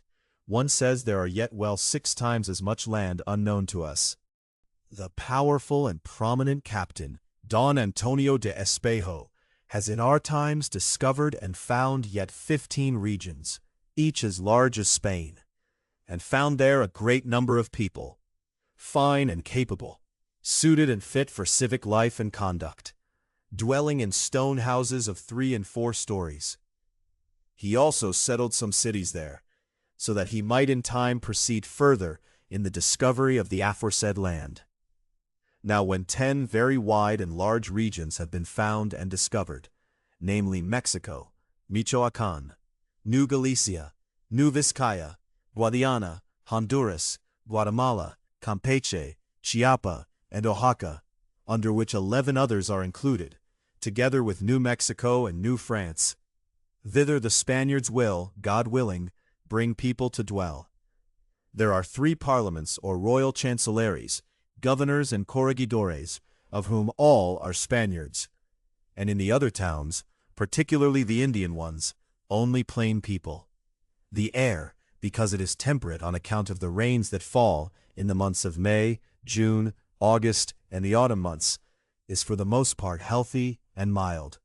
It always has a little wind, which though the land is warm or hot by nature, prevents the day's heat from increasing too much. But the nights are cool, partly on account of the sun's absence, partly on account of the aforesaid wind which restrains the heat. It is very rich in gold and silver, for it has many gold and silver mines. There is also an overabundance of scarlet color. Yes, one also works a great deal of silk here, which belongs to the crown. The people have this praise, that they are truthful and faithful. Yes, it looks as if the land's character inclines them to it. For one has seen and observed that those who were previously barbarous and savage as murderers have so changed and improved that they not only refrain from theft and robbery, but also have a great abhorrence of it. I speak of the Spaniards who, as conquerors and masters of the Indians, lived among them and took their goods and revenues from them in quite unfriendly fashion. Though the wretched people, in the consideration that they could by no means protect or defend themselves against their power, preferred voluntarily to hand it over, and to do them pleasantries and gifts, so that they might at least obtain their enemies' favor and friendship. Of which I will tell you a story that happened with an Indian lord and prince named Don Gabriel de Carvajal of Caranque, a town near it. He asked Captain Pedro de Lomelin, in the presence of the cacique of the same place, as well as myself and others both spiritual and secular persons, "Lord Peter, tell me, how long has the robbing of the great treasures which your people have taken throughout the world lasted?" And when he answered him that it had been perhaps 8 or 10 days in each city, according to its size or smallness, the prince replied to him, "Is it possible? Has it only lasted such a short time? What does an 8 or 10-day robbery matter to the poor Indians? Would that we were only rid of them in that way. But I have great concern that they will still live with us, for more than 100 years. In this land there are many fine meadows and green pastures, and so much livestock that one removes 1,000 head of cattle and equally many goats merely for the hide, which one sends to Spain, though the flesh is also very good to eat.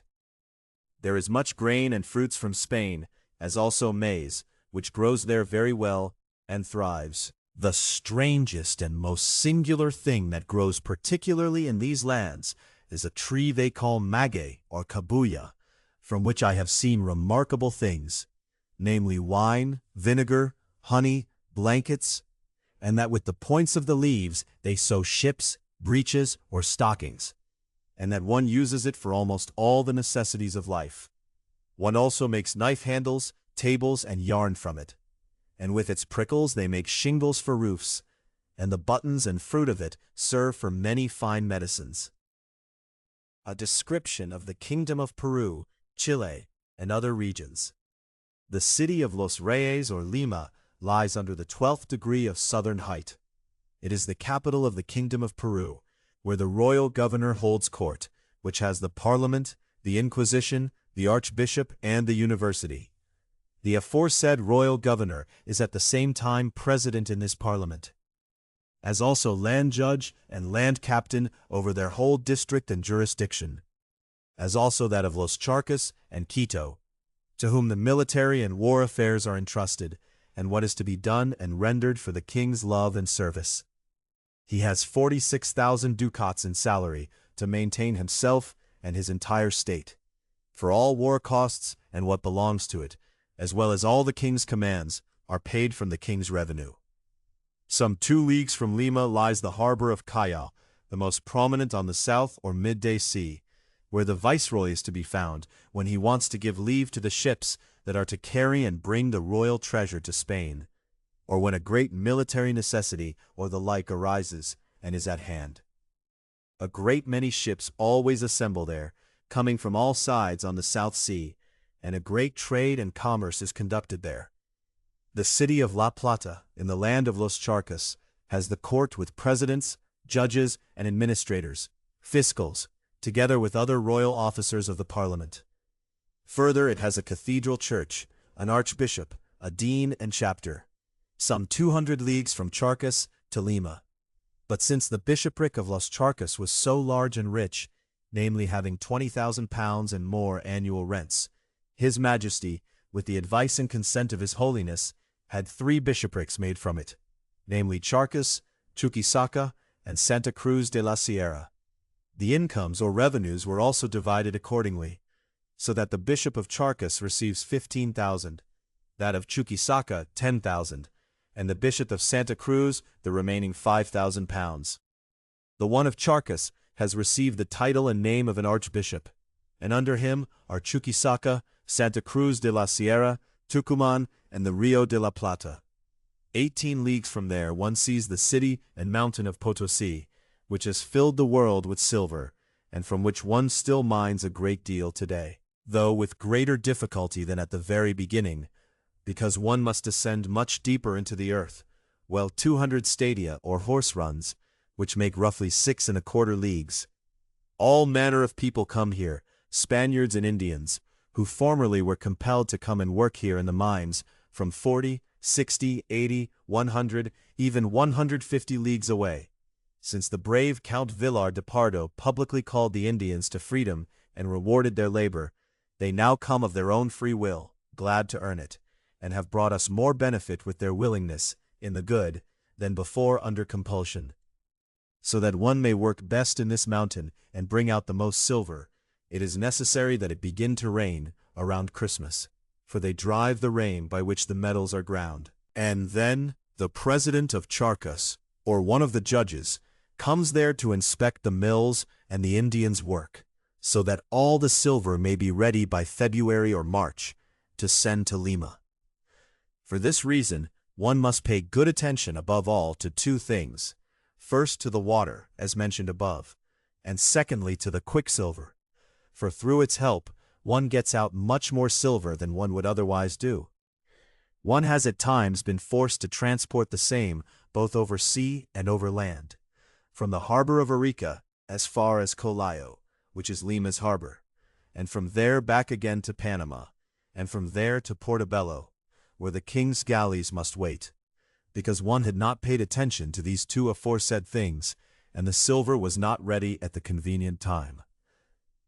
In the land of Charcas lies the city of San Felipe de Austria, where there have at times been gold mines, which within 6 years, through Emmanuel de Castro and Paez, who was formerly a judge at Charcas and is now at Lima, who also brought out a great quantity of silver and put it in circulation, were made current and workable.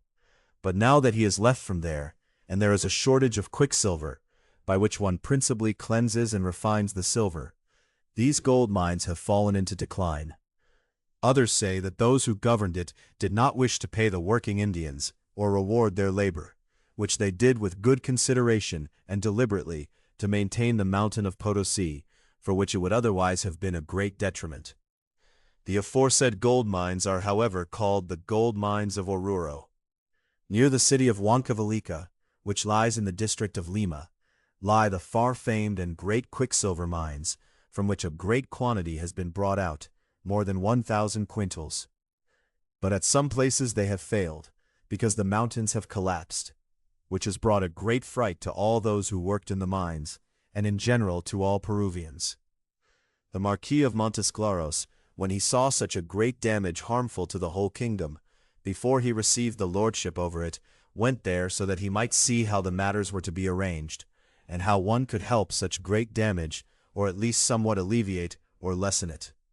In which he so conducted and applied himself, that he finally re-established the work, so that one now again mines and brings out quicksilver there, and works there almost as before. In the cities of San Francisco de Quito and Santa Fe, as was previously said. At Santa Fe de Bogotá, in the new kingdom of Granada, there is also a royal parliament, whose president is at the same time governor and land captain, who has to reward and recompense the rendered duties. It also has judges, a chancellor, administrators, a fiscal, chamberlains, and other officers and servants. Further, it has a cathedral, or main church, and an archbishop, together with a dean and chapter. In its district or jurisdiction, it has the water called La Magdalena, on which one sails down to Cartagena, and goods and other things are brought up by it. It also has further, in its aforesaid district or jurisdiction, much gold and silver ore work, and it is good to dwell and live here, which is also well temperate and moderate. In the region of Los Musos lie the emerald veins. Its archbishop has the bishops of Popayan, Cartagena, and Santa Marta under him. The whole land was conquered and the city settled through Don Gonzalo Jiménez de Quesada, born at Granada. The land of terra firma is a very warm or hot and moist constitution, or nature. The ships that bring the treasure from Peru customarily land here, for one unloads here and carries overland to Portobello, where the king's galleys wait, which then sail from there to Cartagena, from there to Havana, and finally from there to Spain. Now it is 80 leagues from the south to the North Sea, the most toilsome and dangerous place in the world. The city of Cartagena lies in the kingdom of the mainland. It is the first Indian city where the Spanish galleys begin to rest and partly unload their goods, namely those that go to it, and the remainder, which goes to the kingdom of New Granada, is put on the water called La Magdalena and transported there. It has here a regent or governor and commander together with garrisons and soldiers for the city's protection, a cathedral church, a bishop and a dean together with a chapter, further the royal officers. The land is well settled, and from there to Chile is. The island of Havana, otherwise called Santiago de Cuba, is 300 leagues large, has a governor or regent and commander field captain, royal officers, judges, soldiers in garrisons and fortresses. It has a cathedral church, a bishop, and a chapter. In the aforesaid harbor of Havana, all galleys, ships, and vessels from all of India sail in, so that they can be caulked, patched, improved, and pitched, and also provided with necessary victuals, for they are then for 2 months on the sea before they come to Spain, during which they land at no shore, only at Santa Maria, which is one of the Azores Islands, at which they sometimes also leave the sick behind. 30 leagues from Havana, the Canal of Bahama begins, which is very dangerous when one has contrary winds. On the other side lies the land called Florida. The island of Santo Domingo has a royal parliament, whose president is at the same time governor or regent and commander field captain, who has many people lying in the cities and in garrisons. It also has judges and a chancellor, officers, and other royal servants. Further, a cathedral church, an archbishop, a dean and chapter, under whom are the bishops of Havana, Puerto Rico, and Venezuela. The land is warm by nature, abandoned by its own people, though it has many bonded black Moors.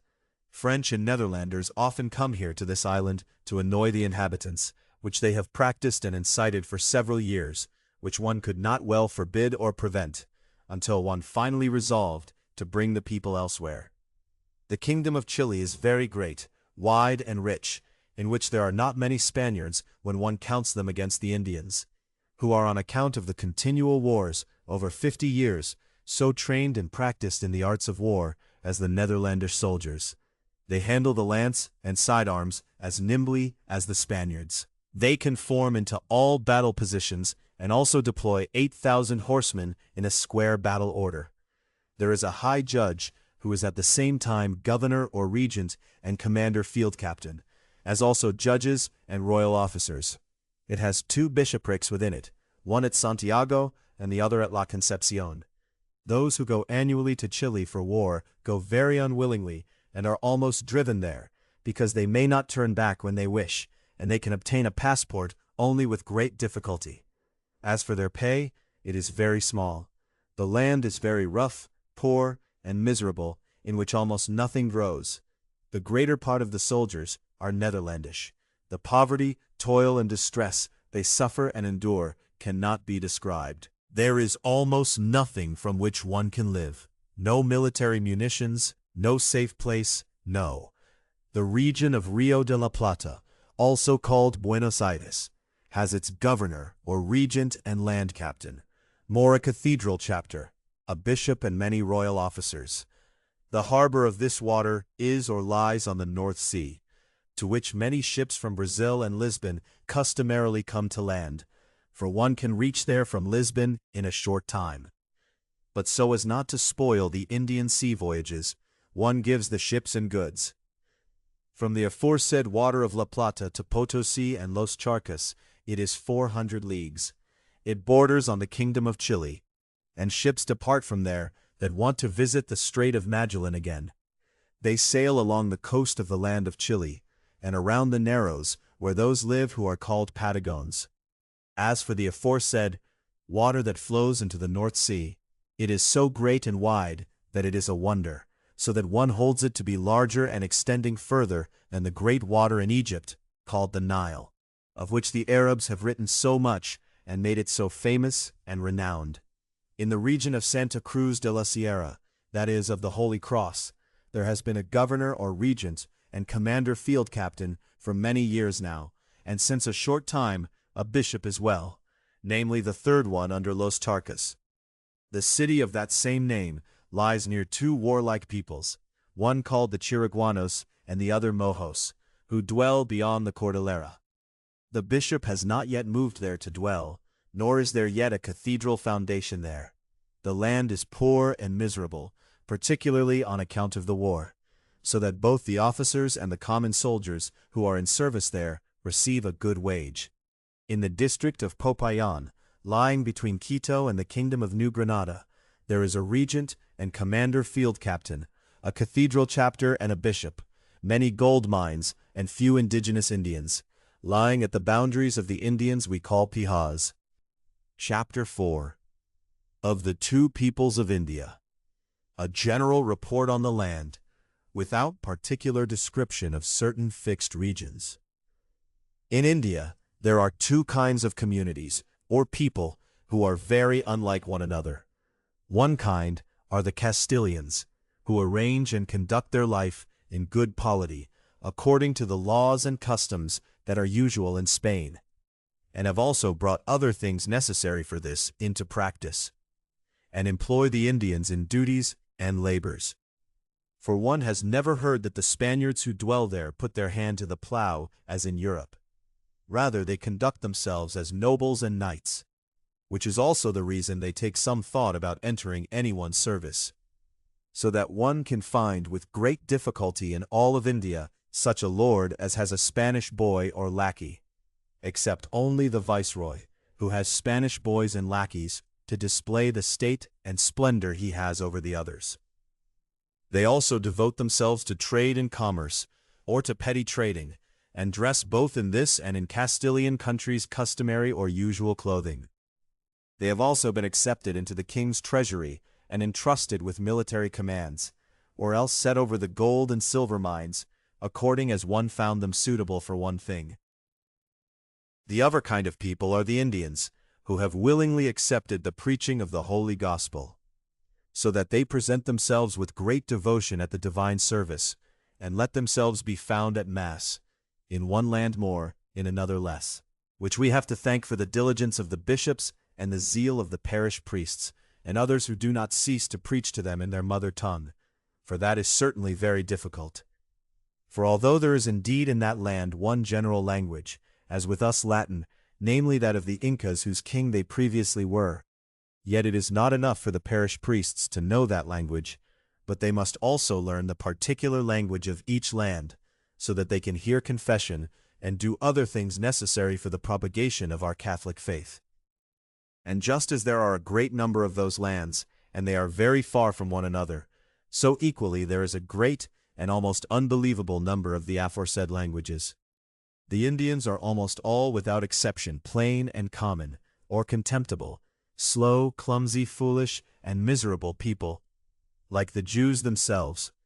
Yet on Holy Corpus Christi Day, Easter, and St. John's Day, to honor the feast more, they show themselves very cheerful, singing, dancing, and leaping, even in the church itself.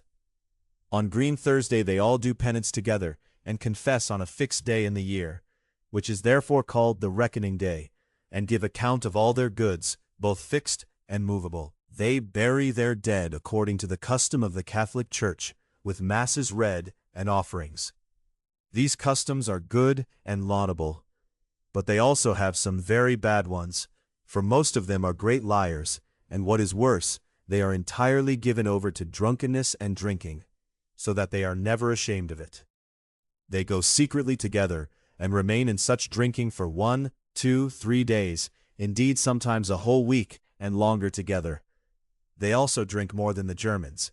They take their wives and daughters with them, so that they may serve them, and go to fetch this or that to nibble or to slurp.